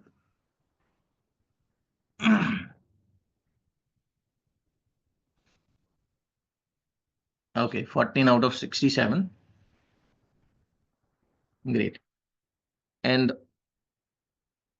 13 are correct. So the correct answer is parallel execution happens simultaneously while concurrent execution involves task switching, right? So that is the difference. Now let's try to consider if we write a program or we want to do the parallel programming, what are the requirements we need to satisfy as a programmer, what we need to analyze. So let's try to consider this in this picture, this green region, let's say we are writing a code, and this blue region in this particular thing, I think my cursor is also visible, right? So this green region is the required data for that particular code, which is written in green, right? Now, if we want to write a concurrent program, I'm not saying parallel because parallel is the subset of concurrent. So if I'm planning to execute some of the tasks concurrently of a given program, I need to find out the concurrency in that task, right? So if a task is there, I need to look at the task, I need to analyze the task, and I need to find out whether there are some of the things which I can subdivide. Those maybe independently can be executed, and so that I can convert a sequential program into the concurrent program or parallel program. But when I do show, let's say these are the small chunks we are dividing of these green portion, and this is the required data which is reflecting in this blue bar. So that is fine. But there is some other reason that which is reflecting here below, that is white. So when we write the concurrent program, when we convert a sequential program and try to write concurrent program, we need some additional data. So some additional data we write, maybe some construct or some additional support. So this white is something additionally we are doing it. That's why we will be able to execute these things concurrently or parallelly, and then we will be able to combine the result, right? Now, so we write some of the algorithm, how we will get all these things, then we club together, maybe it depends upon, maybe we are writing loop or something, and then they are executing parallelly, and the final result will be concluded. So, and then we get the performance improvement, right? So this is a very rough idea. We will try to elaborate it when we do the hands-on in OpenMP. Now, what is OpenMP? OpenMP is open multiprocessing. It is an API for parallel programming. We can write the code in C, C++, or in Python, right? So what is the purpose? Enables the shared memory multiprocessing on multi-core and multi-threaded processors. So multi-core and multi-threaded processors, like if I take the example, my search bar is not working here. If we use the, let's say, control bar, and you can check it. So I think task manager. In task manager, if you check here, if I check my machine, it is reflecting there are 10 cores and there are logical processors like 16, right? And currently there are 5,876 threads are executing. Okay. So what are these core actually?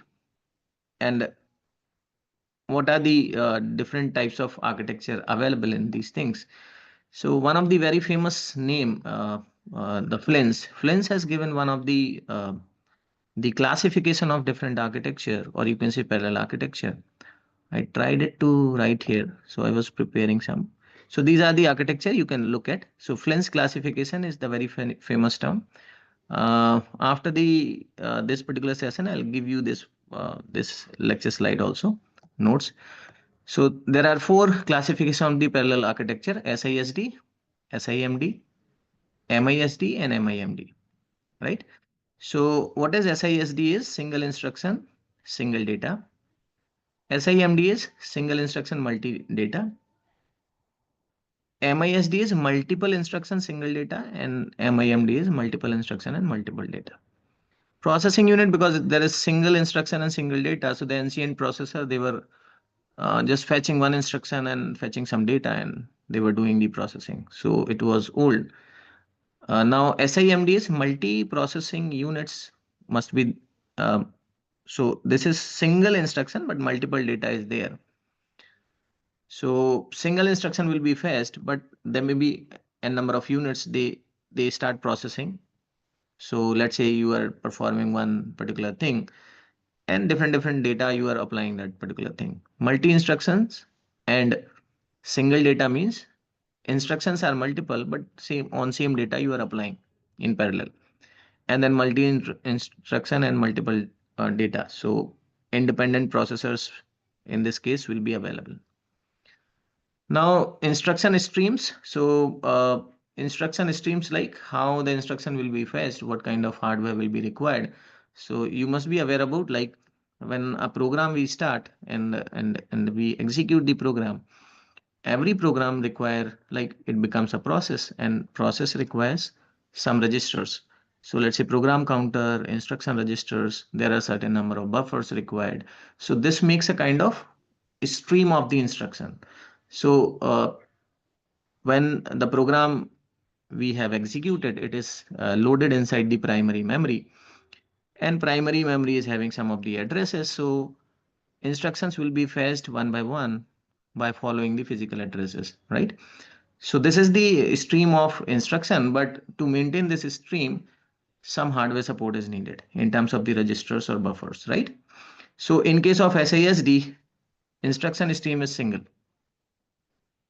In SIMD is also, there are multiple instruction streams, right? Then the data stream. So I hope the stream terms now you can identify what does it mean.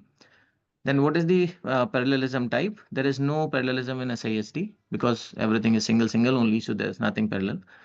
In SIMD, data is parallelly getting processed. In MISD means multiple instruction but single data. So like pipelined, okay, multiple instructions are operating.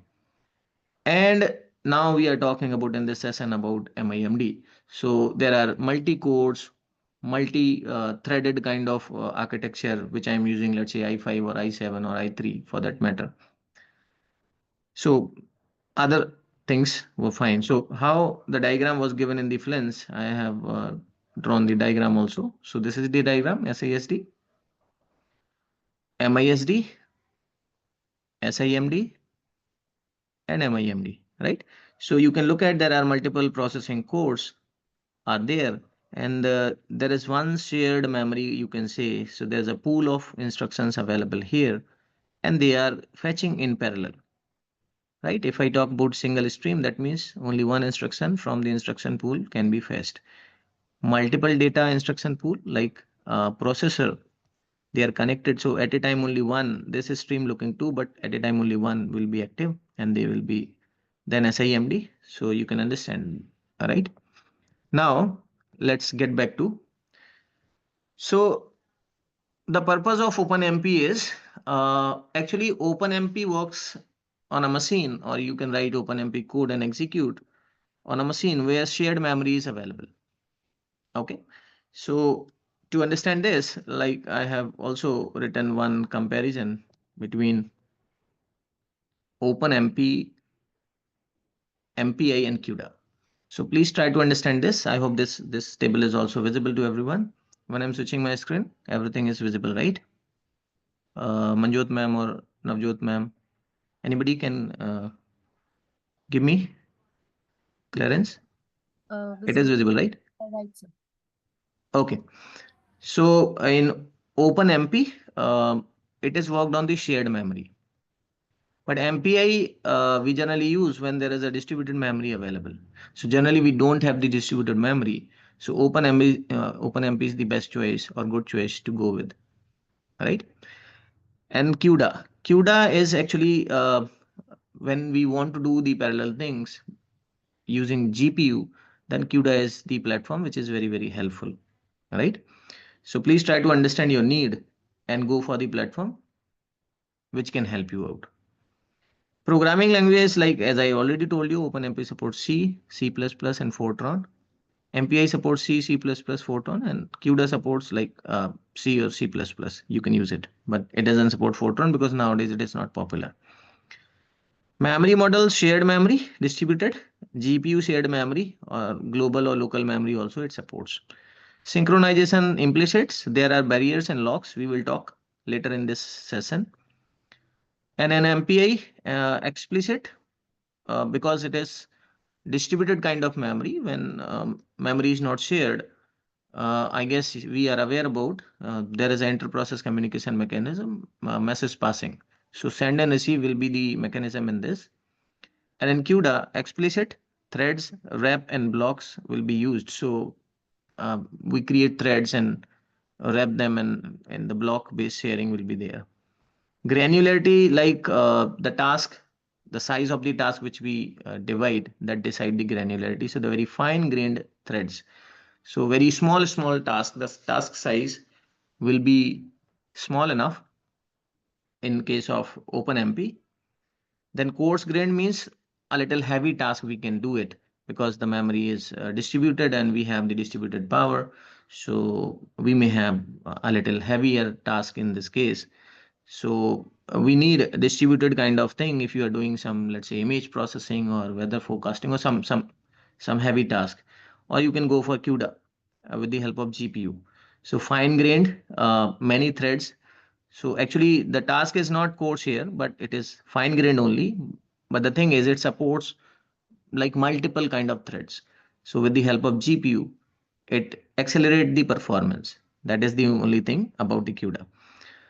The ease of use, so it is very easy. OpenMP is very easy. Some of the construct you need to learn, and then you will be very easy, very comfortable with the OpenMP. The only thing is, whatever task you want to do is, as a programmer, that is your challenge, that you need to write it concurrent kind of program so that it start working concurrently. So whether you have a parallel kind of multi-core processor, if you don't divide your task, subdivided, it doesn't work like that, right? Complex, or it is a little complex MPI, and this is also a little complex, I would say. I have installed CUDA. It is not that easy like if I compare with OpenMPI, right? Scalability, limited to shared memory. So because we are working on a system, when we talk about the shared memory, so it is limited to the shared memory, and because in MPI we work in the distributed environment, so memory is scalable. We can scale it up, and it will help to like we can do like horizontal scaling or vertical scaling, as in one of the session Avdesh sir has mentioned, right? Scales on GPU, so we can scale up in the GPU in CUDA programming. Performance good for a small scale task. So for practicing, as one of the professor was asking, if we want to practice, we can go with OpenMP. That's not a big problem. But if you are doing, like he was saying, he was trying to do some mathematical calculations or something, then you can go for either CUDA if you are having GPU support in your system, or you can use MPI. But in that case, you need that distributed kind of environment. Okay, so that is about the comparison. Now, OpenMP have some of the components. So there are certain number of directives. There are certain runtime libraries or routines we will use, and environmental variables also. Right? So we talk about a little later. There are certain limitations with the OpenMP also. Works only for shared memory architecture. Manually tuning required for performance optimization. Not suitable for all types of parallelism. example distributed memory, it is not suitable for that. Now, how the stack look like for OpenMP? So let's say we are having a hardware level support, like there is a shared memory and there are multiple processors. So processor 1, processor 2, let's say till processor N, they are having a shared memory. So if this kind of architecture is available in my computer or in your computer, you are good to go to write the code in OpenMP. Now then operating system supports the shared memory and threading. So my every core is supporting 16 threads. So I have multiple thread support and I have multiple cores. Then I need OpenMP runtime library. And the good thing is, if you check whether OpenMP is available in your system, almost every system, I haven't installed OpenMP, it was already there in my system. So once you are installing either Windows or Linux, OpenMP will be available, right? And there will be some compiler directives. So when we execute, we put some of the directives, like if you code in GCC and you are using any mathematical kind of functions, you may require to include like -l maths. So you need to link the math library. Similarly, some of the directives in case of OpenMP, we need to write. And there are certain OpenMP library we should include, and then environmental variables. So like number of threads which we are requesting, there are certain number of environmental variable available, and then end user can directly interact or it can interact through an application also. Now let's talk about the like a normal process which is having only single thread and the multi-threaded process. So this is a very famous and popular diagram. Those who taught or teaching operating system, they are aware about. So in this, like if there is only single thread is executing, a process is running, so there is code block, data blocks, or let's say open files, registers, and stack. It is having its own, so everything is available to that particular thread because there is only one thread. Now if we execute the same process with multi-threading kind of concept, let's say there are 3 threads are executing. So in that case, this diagram is saying every thread is sharing this particular top level region that is having code, data, and files. So this region is shared, but every thread is having separate stack as well as a register. So this second thread is also having separate stack and register, and the third thread is also having stack and registers. So please remember this thing, what are the things are shared and what are the things are not shared when it comes to the multi-threading, right? Now let's take an example. There is a program. When we execute the program, it converts into the process. Every process has necessarily 4 or 5 blocks. So the very important blocks we consider as the text block. Text block which contain the code, let's say main and other functions, whatever the code you have written, that will be stored in the text block, or you can say it is a code block also. But apart from the code block, there will be data block. There are 2 types of like data, dynamic or static kind of data, or there is another kind of data is also when the data is uninitialized. So if the data is uninitialized, there is one BSS record also available along with the data. So the data and the heap is also created if the data is being generated or created dynamically, like malloc, calloc, or new kind of functions you are using. Then the heap will be maintained for such kind of data. And another thing, whenever the function will be called, let's say function A, function B, or whatever, maybe recursively or iteratively, if we call the function, then the stack entries will be pushing inside the stack and there'll be stack. So every process will have necessarily these many parts, right? So if there is only one thread, all these things are available to that thread. But in case there are multi-threading, then what will happen? What are the things will be shared? So the stack will be independent. So each and every thread will have its own stack, right? But the threads will share the text, the data, and the heap. So please do remember, thread, they don't share the stack. They have its own independent stack. And the stacks are maintained whenever we generate a function call, right? Right? So here I have written like threads are lightweight process. We know the definition of the thread. Threads share the process state among the multiple threads.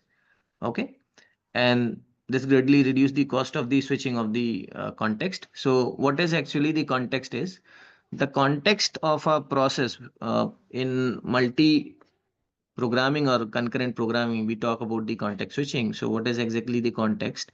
The relevant data related to the process makes or define the context of the process, right? So let's look at here. Now attempt this particular question. Everyone quickly attempt.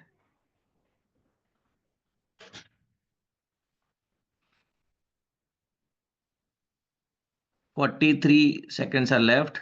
I did not get any answer. Okay, only one answer is there.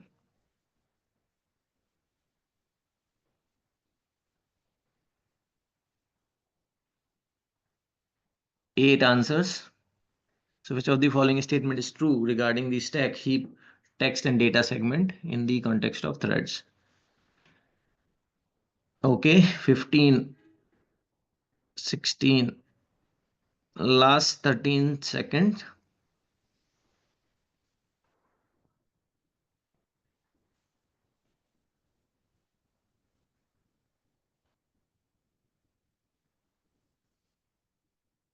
Done. So total 22 answers. Only 7 has given me the right answer. So it is confusing. Actually, I have told you only a stack is unique for each thread. Rest of the things are shared. So those are saying, let's say answer A, the stack is shared among all threads. No, the first option, because the stack is not shared. So that is wrong. Second one, both these stacks and heaps are unique to each thread. No, stack is unique, but heap is not unique, right? The text segment is unique to each thread, yes. While the data segment is shared, no. Data segment is also, no, this text segment is not unique, it is shared. Data segment is also shared. So that means the last one is the correct answer. Good done? So we can move on. Now let's try to understand if memory is shared like an OpenMP and some of the private data every thread is having. So like a stack, for that matter, you can take an example. If the memory is shared, then the data, that is stack we are creating, obviously every thread will create the stack in the shared region. Now the one important challenge in the multi-threading is how this particular concurrent behavior will be maintained, right? So there has to be a support from the system, otherwise this will not work out. So like one process, multiple thread sharing a common data address, that we know address intact via shared memory using read and write. So whenever any operation need to be performed by, let's say, thread 1, then maybe in terms of read or write, it will apply some of the mechanism for protection so that it will not overwrite or touch upon such a region which other thread is executing, right? OS scheduler interleaves thread execution for fairness. So there is a scheduler, and you might have heard about thread scheduling also. So these operations will be scheduled. Okay, and synchronization mechanism will also be utilized so that everything will be executing smoothly without any uh, the conflict, right? Now the very first part, let's say, uh, I hope you are having your system with you. So the very first exercise, if I write this particular program and execute, what it will generate as output. So let's write it. It is very easy program. Can anybody tell me?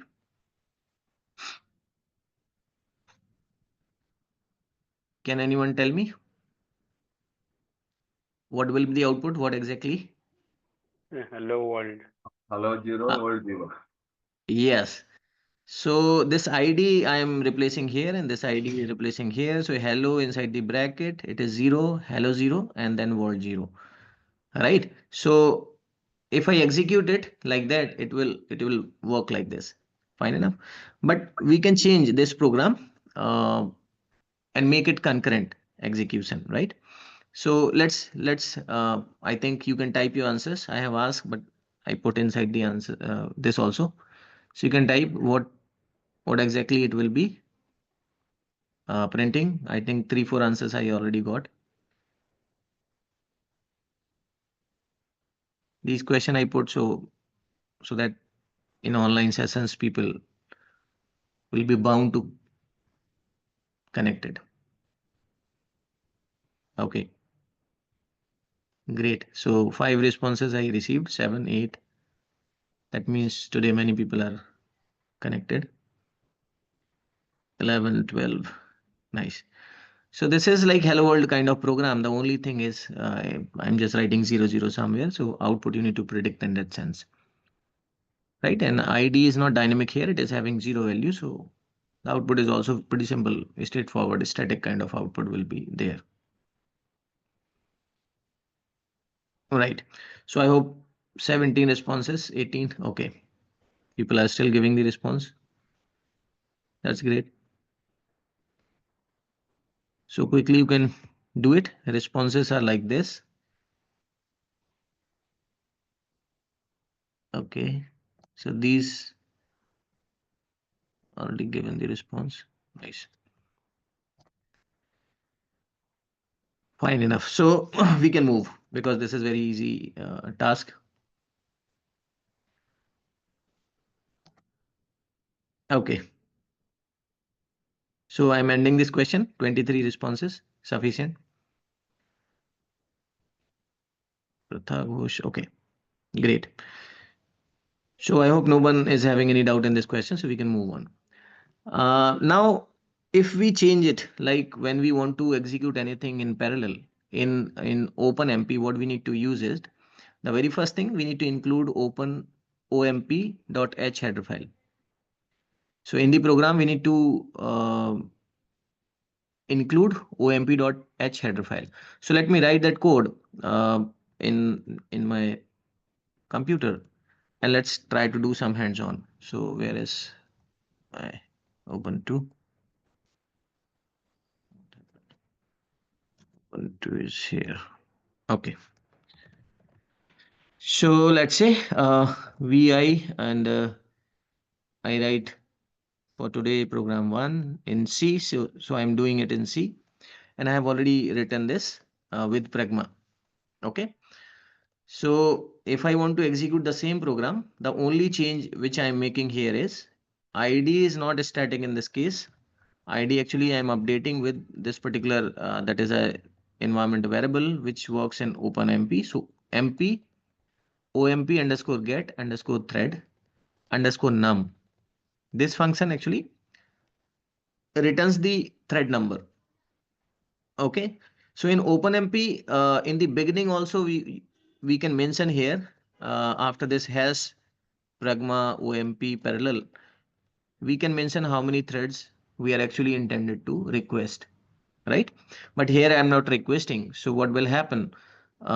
This machine or the environment will provide me the thread as per the availability, like how much it is giving randomly. And based on that, this program will work. So if you want to execute this program, we need to use some compiler directives. So let's say if I execute it using GCC, you need to have f openmp. So this is a compiler directive -f openmp, and then you hit enter. And it has been executed successfully. So if I type ./a.out, it is displaying me. Now, can anybody elaborate? You can unmute and elaborate why such kind of output is coming. Anyone? I hope this screen is visible. And I can increase the font if it is not. So can anybody tell me? There are 16 number of cores. Okay. Yes. So for that, the randomly available cores numbers are assigned. Okay. So are you trying to say the number of cores are equal to number of threads? So not exactly, but in this case, when we are asking Manoj for sir, thread okay. number, it is Yeah. providing. Okay. Any other thought? Like these, if I'm writing hello 6 or this hello 12. Yeah, doctor. Sir, Yes. sir, I think because your machine was showing 12 cores and 16 logical processors, so each processor is running the thread. Actually, when we are writing this construct in OpenMP, let me open it again in VI. When we write hash pragma OMP parallel, actually this portion is starting from this curly braces to this curly braces. This portion is being executed by multiple threads. But here, what is the issue? I haven't mentioned how many threads I am requesting actually. So system randomly allocating the threads. Okay. Later on, we will control this behavior of the system. So what is happening here? This OMP underscore get underscore thread underscore num, it returns the thread ID. So that thread ID will be stored in ID. So let's say thread 0 is executing this particular code. Then here, this ID will be replaced with 0. So hello 0, world 0, then 1, 2, 3. So it depends upon how many number of threads we are or the system is giving us. So the maximum, like you can see 12 thread were created, and all these threads are doing it concurrently. Now I hope you know how to create threads in C programming or any other programming. Like in Java also we can do the multi-programming. So if you want to do like if you want to create thread, OpenMP is providing a kind of abstract environment. So without bothering how the thread need to be created, you can easily create the thread, right? Now, if you want to create thread by using, let's say, pthread, by using pthread library, pthread underscore create. Now, in this, you look at the heavy task which we need to do is, and then you start appreciating the OpenMP kind of environment or API. Now you need to call this function first, pthread underscore create, and you pass these 4 arguments in this. And the very first argument is pthread underscore t, and this will be stored the thread ID. And then if you want to give some of the attributes to the thread in the beginning at the time of execution, and then this is the function because your thread will do some of the task. So we create function, and that function name we will pass here as the third argument. And in case this function needs some of the argument to be passed, those arguments we can pass here. So if we don't need any argument to be passed, we can set it null. Similarly, if we don't want to give any attribute in the beginning to the thread, then also we can set it null. Now, let's say I want to write a program to calculate factorial, or maybe I want to do n number of things. So let's say generate random numbers, or maybe take some input from the user. If the tasks are independent to each other, better to assign each and every task to different thread, right? So in order to do that, I need to write, if there are 4 tasks, I need to write 4 functions, and each function I can pass to independent thread by in C programming by using pthread and .h pthread library, by including pthread.h header file, and rest of the things like C programming only, right? We do. So this is a little complex kind of and tedious task. So this task is getting like easily we can do with the OpenMP, right? So let's move on to the slide and then go through it. So in order to execute this particular thing in Linux, we need to use gcc-f OpenMP. If you are running like PGI Linux, then pgcc-mp. So if you are doing in Windows, or there are different flags you need to set at the time of compilation. Now, if we make it like, you understand that this omp.h header file need to be included, otherwise it will not find out the values of these such kind of variables and functions. And this is the pragma OMP parallel. It is the very important thing. Whatever the thing you want to execute in parallel, you want to allocate to the threads, you write something like that. Okay. And this is for getting the thread ID. This function omp underscore get underscore thread underscore num, it will return the thread number, right? and this is the end of the parallel region. So if anything before that region inside the main function I will write, and anything outside of this region in this main function if I write, that will not be executing by the multiple threads. Is that okay? So anything I'm writing outside this, these braces, those I'm putting after this pound sign, or you can say hash pragma OMP parallel. Whatever I declare inside, if I write int I or int j or int x, that will be the local variable for that particular thread. Is that okay? But if I declare any variable outside, that will be available to all the threads. I hope it is clear to everyone. Quickly say yes or no. Yes, sir. Right. So we need to be very particular about the variables which we are creating. Actually, the parallel processing kind of thing, the things will be reflecting in terms of the variable values only, right? Now there are two types of shared memory kind of concept you must have heard about: symmetric multiprocessors SMP and non-uniform memory access that we consider as NUMA. So in symmetric multiprocessors, all processors have equal access time to the shared memory. Symmetric. So because memory is shared, so there should not be any partiality that one processor is getting most of the time of the memory. It is not like that. The operating system treats all processors identically. Every processor is equal for the operating system in this scenario. Intel Xeon is the one of the example in this category. Now in case of NUMA, memory access time varies depending on the location of the data wherever it is available. Okay, so it will vary. The memory is divided into near and far regions.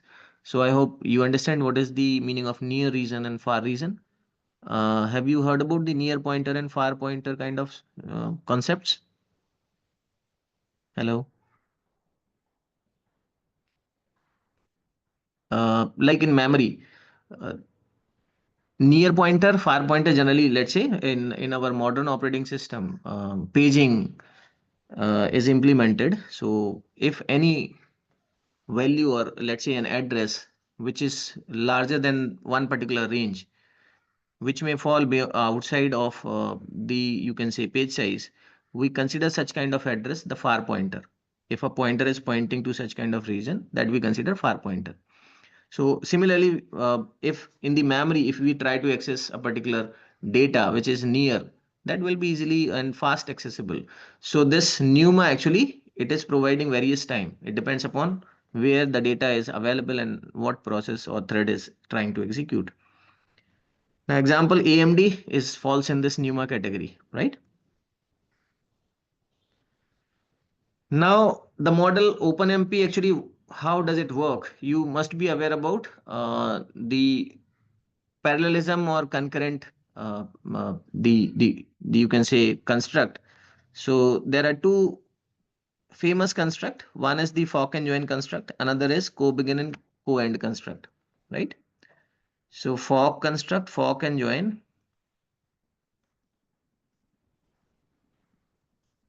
In C programming we use this. There is co-begin and co-end also.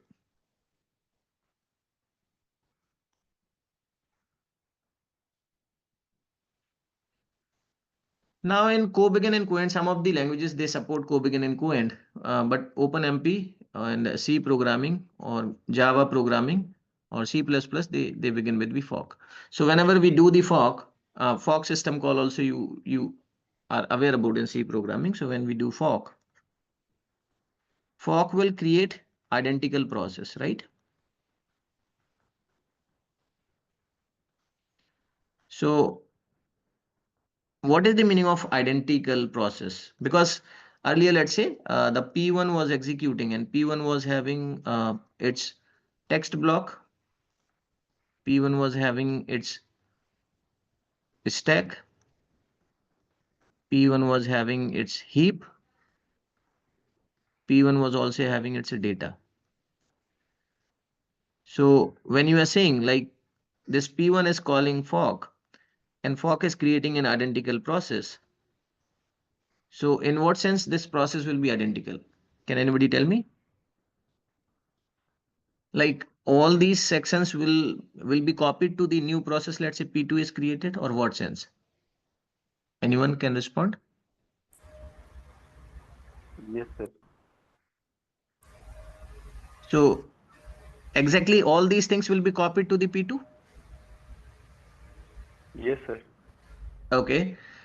What about the address, or you can say address space? Address space will copy, sir.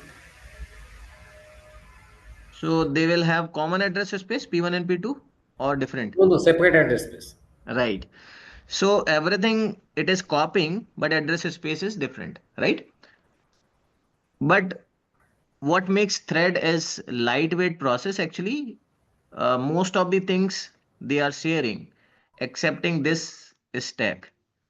So in case rather than creating P2, if I, let's say thread 1 and thread 2, if I create, I can save the memory. Correct?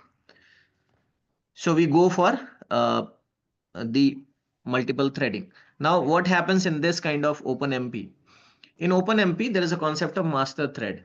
It spawns a team of threads as needed. So there is a master thread because whenever we execute a process, whether we are creating threads or not, the process will be having one thread compulsorily. So there's a single stream of instructions that is thread is executing. If you call, let's say, some function which can create thread, or like OpenMP construct you are using, then the thread will begin from there. So OpenMP works with the master thread. That was the initiation of the process, the very first. And we can generate multiple. So this is forking actually. So we can fork a number of threads, and all these threads are working concurrently. Okay. Now by the end of the execution of this thread, there'll be join operations. So when they join, the master thread will continue its execution, right? This is the behavior of OpenMP, not in general threading. When we do like by using pthread library, we cannot make sure that if there were 4 threads were executing, once we perform the join, which thread will continue. So that is not sure there, but in OpenMP, master thread will continue. And master thread uh, again may generate multiple threads or span of thread as per the requirement by forking. And then again it is joining. And then it is also possible that that one thread, let's say the master thread has created this particular thread, and this thread has also created some number of threads, right? So this all these things are possible. Now apart from these reasons, all are sequential as reflecting in the image. Now thread creation in parallel region. So if I write something like this, let's say OMP hyphen set hyphen num, not hyphen, underscore thread, and I'm putting here 4. The meaning is OMP underscore set underscore num underscore thread is equal to 4. That means programmer is requesting 4 threads from the environment to create. So this is a kind of request. It is not compulsory that 4 thread will be created. It depends. So if I write 100 here, it depends. 100 may be created, may not be created, right? So, and then we write hash pragma OMP parallel. So, and then inside the curly braces, whatever we write here, that will be allocated to each and every thread, right? So this portion will be uniquely allocated to each and every thread. And whatever the portion written outside of this particular pragma OMP parallel, that will be shared among the thread. Fine. So this like there is a function like poo, and we are calling here inside this, and it is passing one ID, and ID actually OMP underscore get underscore thread underscore num. So get is like we are getting the ID of the thread which is executing this particular code, and here we are using set. So OMP underscore set num threads, here threads, and here only thread. So you can remember or note down somewhere. So if you want to set the number of threads which you are requesting in your program, then OMP underscore set underscore num underscore threads, and then you specify the value inside the bracket. So this is a function, okay, which is declared in the omp.h header file. And this is also another function, but whenever this function will be called, it returns the thread ID which is executing it. Now this ID, so this ID will be different for each and every thread. Let's say there are 4 threads, so ID 1, 2, 3, 4, if I assume that. So 1, 2, 3, 4. But this A is an array. And this is array of 1000 element of double type. So this array we are passing it. Now what happens to this?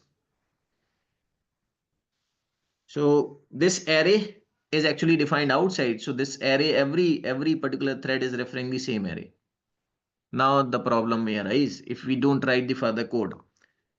Fine. So because this is a kind of shared data, now as a programmer, we need to decide what exactly we are looking for, what we want to do.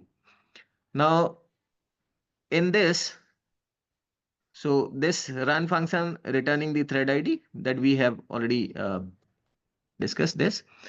Now let's do one thing.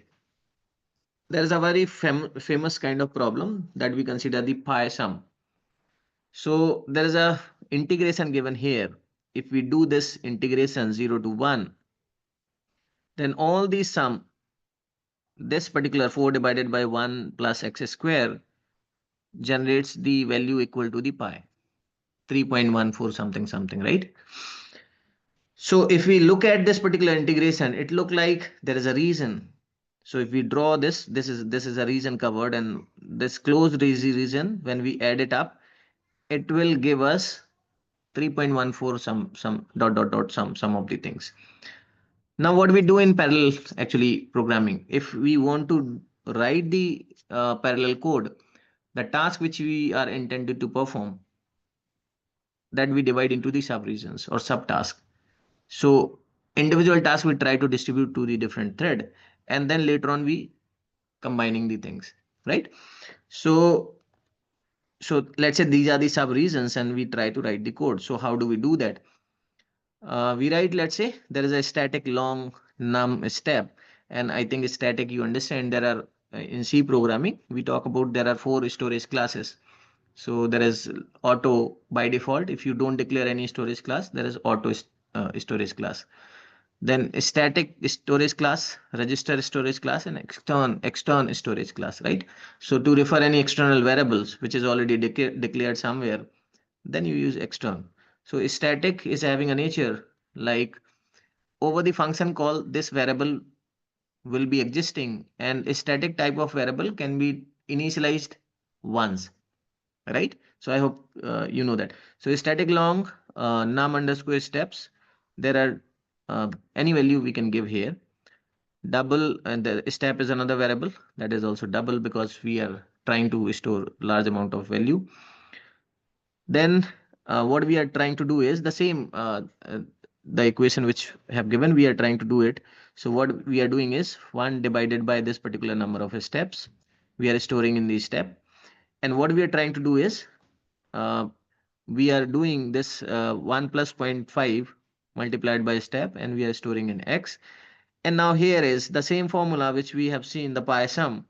The pi sum is 4 divided by 1 plus x square. So that we are calculating. Initially sum was 0, and now this thing value every time we will be adding. So this is a sequential thing which we write and execute it. It will execute it. It will be associated to one core with one thread only. It will not be multi-threaded automatically because it is a normal serial program. So although I am having 10 cores, but this code will be executed only on one core. This point is clear, right? Everyone is connected, right? So if I want to do it parallelly, how we can do it? So in order to write a parallel program, create a parallel version of the Py program using parallel construct. So pay close attention to the shared versus private variables. So what is shared, what is not, we need to pay attention to that. Where to declare which variable, that is one of the critical tasks. In addition to the parallel construct, you will need the runtime library routines, so that we will include omp.h or the thing, and then omp get num omp underscore get underscore num underscore thread. So that I have already told you number of threads in the team which you are requesting. Then omp underscore get underscore thread num, that will give you the rank, or you can say ID of the thread, and double omp underscore get underscore w time. If you want to get the time, the how much time your thread was executing in that particular parallel region, that time you can return. So before the pragma omp construct, if you call this omp underscore get underscore w time function, and after that, then you can find out the difference of these two return values, and you find out how much time your particular code was spending in that parallel region, right? So this is the parallel pi program. So here we are trying to create two threads. So this macro has been defined here, has defined num underscore threads 2. So actually we are going to request two threads here. We may request more. Then some of the variables is already there, which we have declared in these. We are writing omp underscore set underscore num underscore threads and the number of threads here. So we are setting this particular. That means here we are requesting two threads, because num underscore thread is 2 only. Now hash pragma omp parallel. So this region after this curly braces till this curly braces is going to be executed parallelly. Okay. So till this curly braces it is going to execute. Now what exactly we are trying to do is we are getting ID of the thread, and then omp underscore get underscore num underscore threads. Then we are allocating the return value of this, then n threads. So what exactly? The only one thread should copy the number of the threads to the global value to make sure that multiple threads writing to the same address don't conflict. So whatever the variables we try to execute, because these all the threads, if there are two threads executing, they are concurrently they are working. If they are associated to different core, they may be executing in parallel also. So the variable updation we need to take care about, so that there should not be any conflict. So if id is equal to 0, then you update this particular the return value into this. So at this time id 0 is actually updating this particular code, right? So this will specify single kind of processing on multiple data, SPMD, single program multiple data kind of thing is there, right? Now this particular code will be executed, and after this particular thing we are start adding the things for every thread, and then the pi will be calculated. So we will run this code, and you try to understand so what is happening here. So try to understand the OMP construct which is written here. Now when we execute this particular program, there are some challenges. Actually, when these programs are executed, I have taken the reference from the Intel thing. There is a nice tutorial and library available. So something is here, OpenMP. I have got some of the resources, and some of the resources I got from some GitHub. So I'll later on provide you, and the lecture notes also I will provide by the end of this lecture, right? So where was that? Okay. So they have given like the slide I have referred from the Intel. They execute this particular code, and when they execute it, this exactly, initially when the sequential serial program was written, it was taking 1.83 seconds. Okay, so the execution time, the program was taking 1.83 seconds. But when a simple parallel, this spy program has been executed like this, then if there was only one thread, like num underscore thread, if it has been allocated only one, then it was taking 1.86 more time than the serial pi program. And with the two thread, it was not giving much of the difference, but it is 1.03, 1.08. So this is not drastically like it is not like the sequential was giving 1.83 and the parallel is giving half of that, or let's say divided by 3 if there are 3 threads, or sometimes it doesn't happen. So in the parallel programming, there is a problem known as so whatever we think like every thread is having its own data, which is written after this pragma OMP parallel.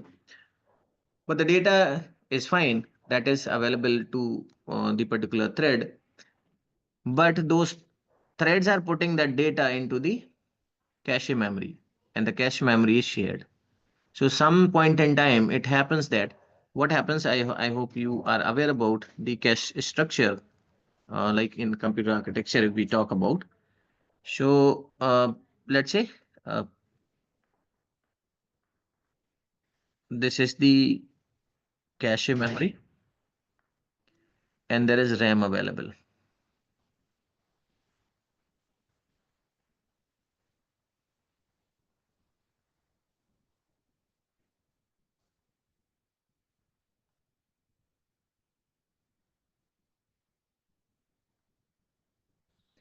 So what we do actually, RAM we divide into number of blocks. Equal size blocks we divide. Block some bytes will be there, maybe 4-byte block or 8-byte block, like that. And cache will also be divided, that we consider as number of lines equal to the block size. So the line size and block size will be same. If block is of 4-byte, the line will also be contain 4-byte. If block is 8-byte, the line will also contain. So here these are blocks.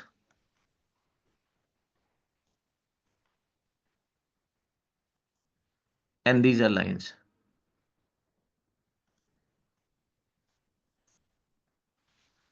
Now block size and line size both are same.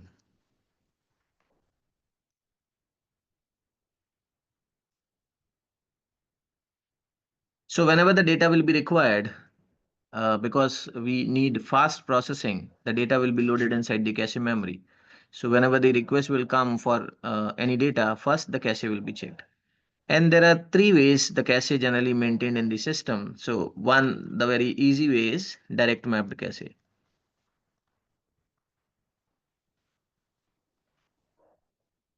Now in direct mapped cache, there's a problem. Actually, let's say this is line number 0, this is line number 1, this is line number 2, this is line number 3. 1, 2, 3, 4, 5, 6, 7, 8. So let's say there is 8 blocks numbered from 0 till 7.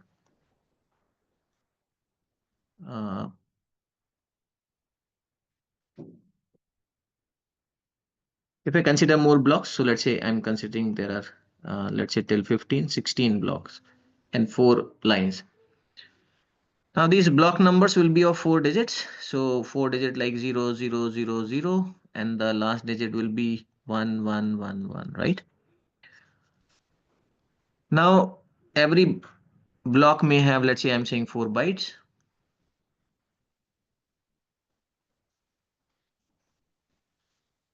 So every line will also be containing 4 bytes, right?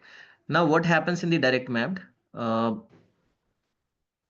If there are 4 bytes stored in every block, then in case the block offset will be of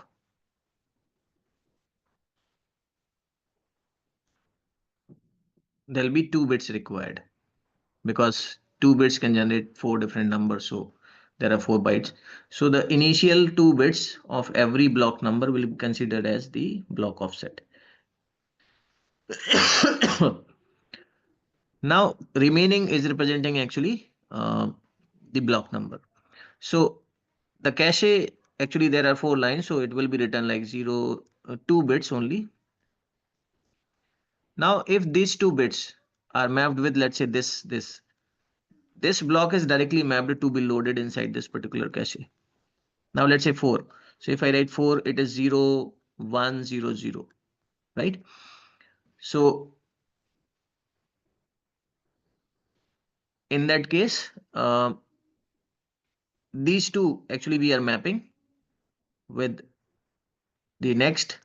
So if it is already mapped with, like, this is 0, 1 is mapped, that means this block is bound to be loaded inside line number 1, etc., etc. So this is 1, 1, let's say. So if the block number is 1, 1, 1, 1 is get to be loaded here. The problem here is, let's say your address space of thread 1 T1 is having, let's say, till this,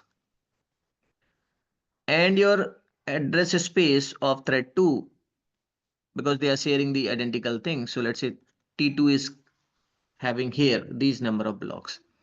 Now some of the blocks, they need to be loaded or mapped with the same cache line. So they are executing concurrently, they are having their own data, but there may be some of the problem at cache level. And that problem is considered as, in this, as I have written here, the false sharing. The false sharing means, although the cache is shared, but in the cache memory, different threads are loading the data which is not shared. So it requires multiple swapping. Like we do the swapping at RAM level, we also do the swapping at cache memory level. So because of this swapping, as we expect that the outcome should come, and the execution time of my process should be slow, should be fast, but we were not getting. So this is one of the prime reason of false sharing. It may affect the execution of the parallel processes, right? So to eliminate this, as a good programmer, we need to know our cache memory and the detail of what is the size of the line, and based on that we define the particular block of. So I take the example of, in our case, what we were having here is, we are having here, we were calculating sum. So if we look at the previous code, we are calculating the sum, and sum was like we have created as an array. So it is declared sum equal to the number of threads, so that every thread, so thread 0 will write its value of sum at index 0. Thread 1 will write the overall sum which it is calculating, because all these threads are calculating parallelly. So they will get different values, right?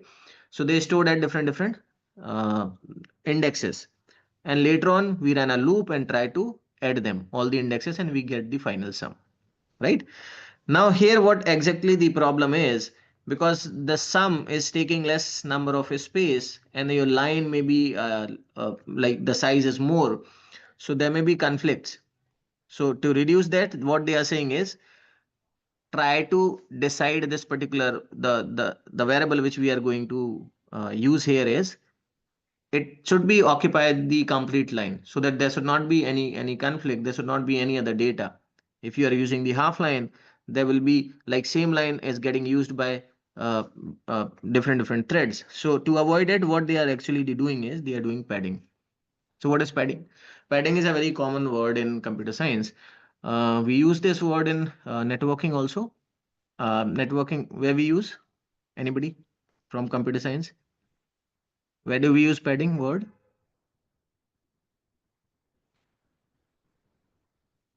When we send the data on the network, if the data length is minimal, let's say if I ask you the IP packet minimum and maximum length, I guess you are aware about. So there is a minimum size restriction also. Lesser than that, we cannot send onto the network. So if this is the scenario, then we need to add some extra data or extra information that we consider padding. Right. So in that case also, we are doing the similar kind of thing at cache level. What we are trying to do is, we are writing this padding, and here they are assuming that one cache line size is 64 bytes. So we try to ensure that this every sum, when we are writing, when we are storing in, it should be equal to the 64 byte. Earlier it was not. It was taking, let's say, 32 byte. So we are adding extra 8 byte, or maybe whatever the bytes is required, we are adding here. So this thread. So now this sum is not a single array, it is 2D, right? So number of threads and then the pad. So what is happening? Pad the array so that each sum value is in a different cache line. And if every some value will be in different cache line, there will not be any kind of false sharing, right? If there will not be any false sharing, there will not be swapping and the mismatching in there. In that case, the performance improved drastically, quickly, right? So in this case, when they have executed this particular program, they got this is when the false pairing has been taken care. So the improvement is improved, like when the fourth thread has been created by defining here num underscore thread is equal to 2, then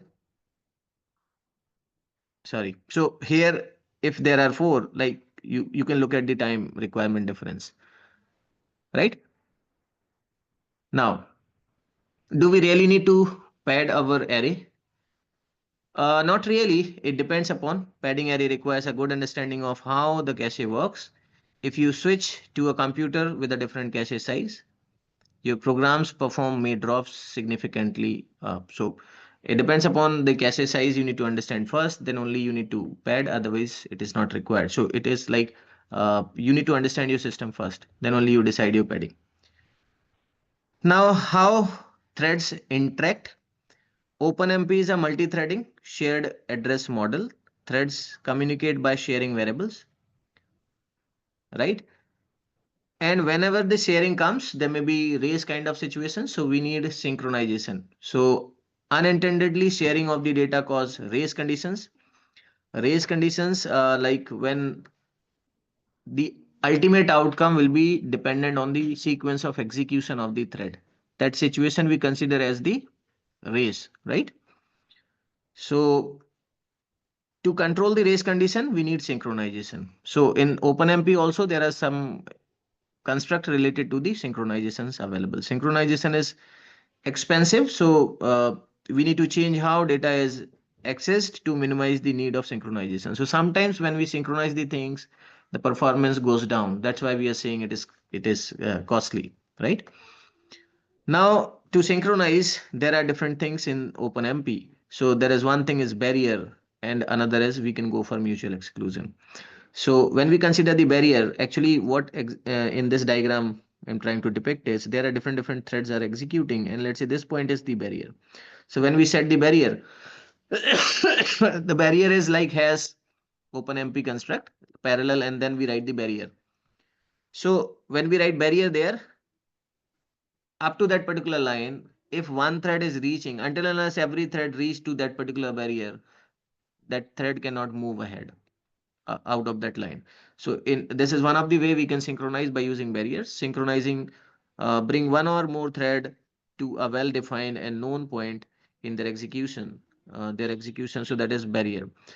The two most common form like barrier and mutual exclusion. So define a block of code that only one thread at a time can execute. So mutual exclusion is a very prominent term in operating system. How do we do it? So please try to understand here. So we write some of the construct. So where we need to write it, you look at here, these things we need to write here. We write when we write it like parallelly, so has pragma OMP parallel, and after that we write this construct has pragma OMP parallel, and then we write like critical to define some of the portion as critical. Atomic means at a time only one thread can execute that. Okay, so I write has pragma parallel and let's say atomic, then barrier and ordered. So all these things we can use there. And low level for synchronization we use flush and we use locks also. So there are different the syntax is available for all these. Now synchronization barrier. So if we write has pragma OMP barrier, that means this point, like this line will be executed once all the threads reach this particular point. Okay, so in this way we can apply the barrier in our code in OpenMP. This is very easy to apply. Like when we write the critical, so we write has pragma OMP critical. So threads wait to their turn only one at a time calls this particular consumes this particular operation, because we are using, and consume is, let's say, a kind of shared variable in that case. So at a time only one should be increasing, otherwise or decreasing that particular variable value, otherwise you can say there will be race kind of situation may occur, right? So the critical can define like a critical region in operating system we talk about. Then we use atomic. So like here we write hash pragma OMP atomic. So what exactly the atomic is? Atomic operation also we know that like when the operation start getting executed, like atomic provides a mutual exclusion but only applies to the update of a memory location, the update of X in the following example. So one particular memory location you can apply the atomic. So wherever you are applying the atomic actually on a variable, that should have a memory location. Okay. So when like the statement inside the atomic must one of the following form. So you can write an operation as atomic if it is written something like X and a binary kind of operator, and then there's an expression. So such kind of a statement can be written as atomic operation, like you are incrementing or decrementing some variable x plus plus or plus plus x or x minus minus minus minus x. So such kind of things can be written as atomic, not any other as statement like printf, scanf. If you want to say atomic, it will not work like that, right? Now then, when we do it and we execute, so after the false sharing, if we remove the false sharing can be removed by using these kind of constructs also. Like we said the reasons, atomic and other things, the performance will drastically improve. It will improve quickly. All right. So so let's say we are using critical, and in that also case, in case of critical, so this particular thing, if you define as critical, then in that case false sharing kind of situation will not occur, because only one thread at a time will execute this. So if only one thread is working on this shared variable, there will not be any overlapping in the memory, right? So the performance will improve, and they have executed this code and compared the outputs. Uh, so the performance is something like this when the number of threads are getting improved.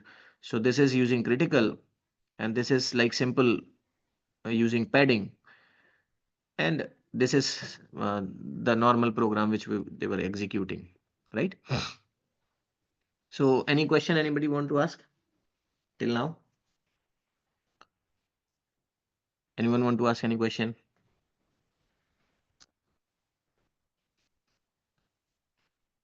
Hello?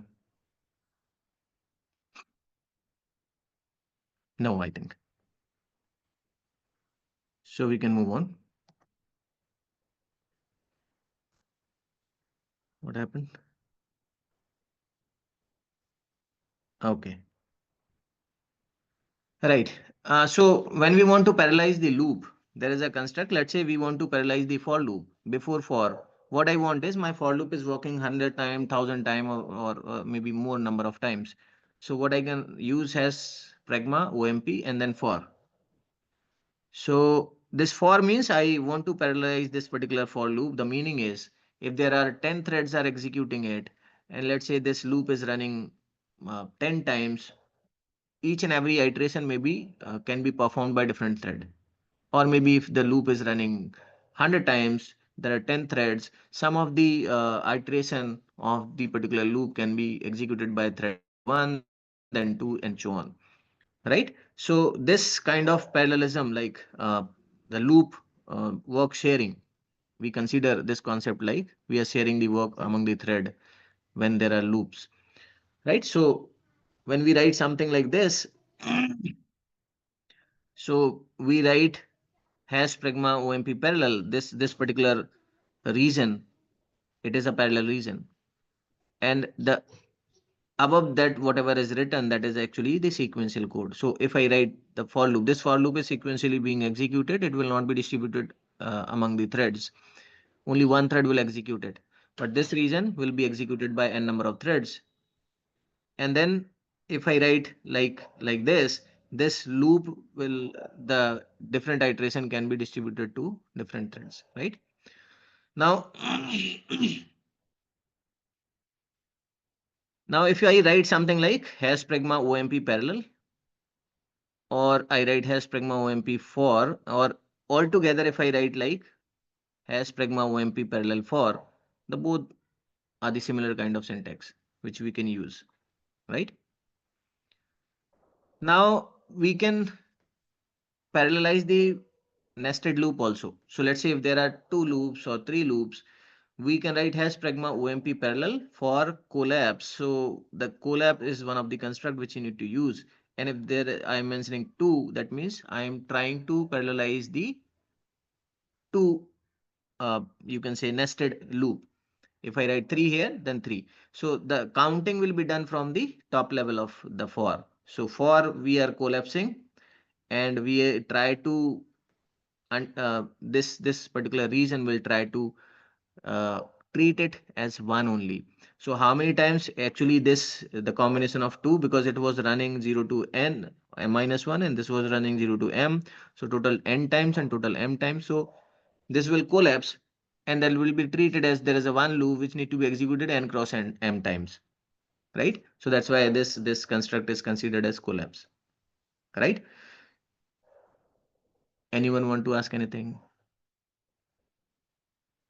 Now when we do this kind of reduction, let's say operation reduction, when we do, then we try to do some of the things quickly. So when we want to perform some addition on a shared variable, let's say AVE is a shared variable, and we want to do it parallelized. So sometimes what we do is OMP parallel for, and reduction inside it, I can mention some of the operator like plus, and then I want to reduce some number of plus operations, uh, maybe inside a loop, and on a variable, let's say the variable name is AV. So when I write plus colon AV, that means plus I want to reduce number of times I was performing plus, let's say 1,000 times or 10,000 times or 100 times. I want to reduce the number of times the addition on a particular variable, and this variable has to be shared variable. It should not be the private kind of variable.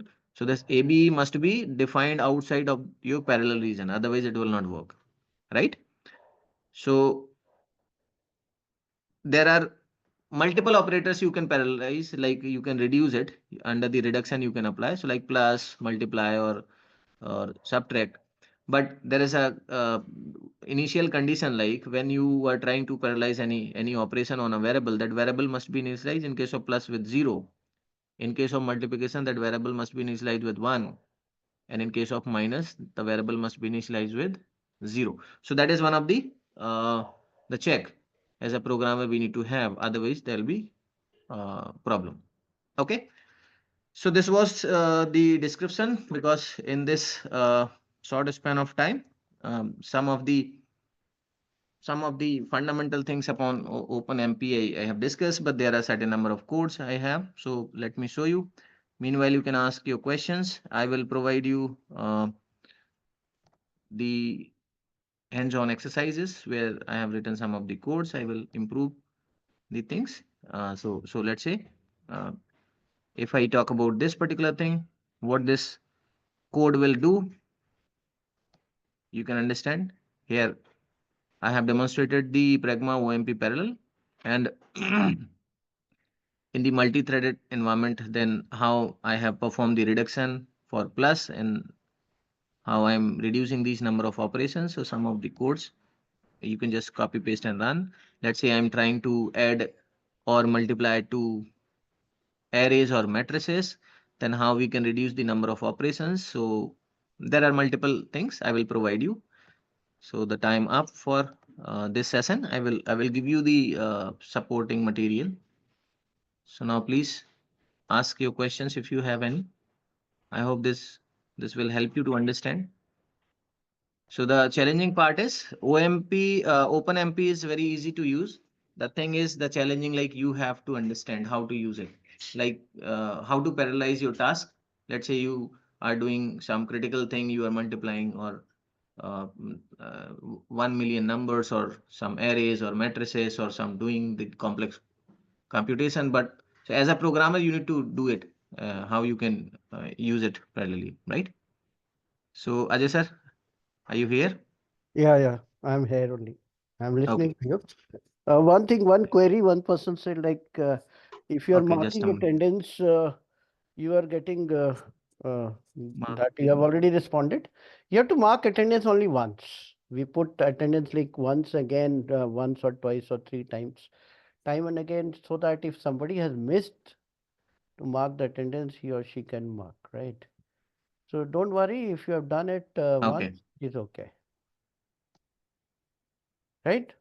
Now, I thank you very much, sir. You spared 2 days and prepared really thoroughly and shared good insights about shell scripting and MPI with us.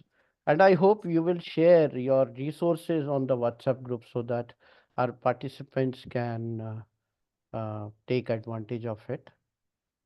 Tomorrow, Yes. Sure. I will share. we have the same link which will be working tomorrow. And tomorrow, I wish everyone who is present here will be there, and we'll go the way we have gone in past 3 days. Tomorrow we have one international expert, one Indian expert also, but he is presently outside, like Palvinder Singh. He was there from UK, so we have Mr. Satjit Singla and Gagan Sharma. Mr. Gagan Sharma, he is again a CEO of a company in Australia, and Mr. Sanjay Singla is working with SAS. So tomorrow we are going to continue the same with the same spirit. And thank you from on behalf of LPU. I again thank Pushpinder sir for sparing your time, and AICT also thanks you on behalf of that. Also, I am thanking Thank you you, sir. Thank you very much. as a coordinator. Tomorrow we will see everyone. If there is any doubt regarding the conduct of in the first phase, there was a problem with Zoom only. I don't understand why a black thing was coming, and that was removed. Tomorrow we are going to meet again. Any questions from anyone? If you have any question, you can ask. No need to share your webcam. Okay. Then thank you very much. Have good night. Enjoy your night, and we'll see you tomorrow again. Thank you. One announcement, like when we are asking you to summarize, we are going to give you marks for that. Means like Dr. Partha or Dr. Mohit, Navjot ma'am or Dr. Pathak, they are going to get some marks. So if somebody wants to summarize today's sessions, they can. One Mani Arora sir has given a yes for the second session. Your session, Pushpan sir, he will summarize it tomorrow. If somebody wants to summarize it tomorrow, first session, yes, kindly let us know. Right, sir? Thank you very much. Have a great time.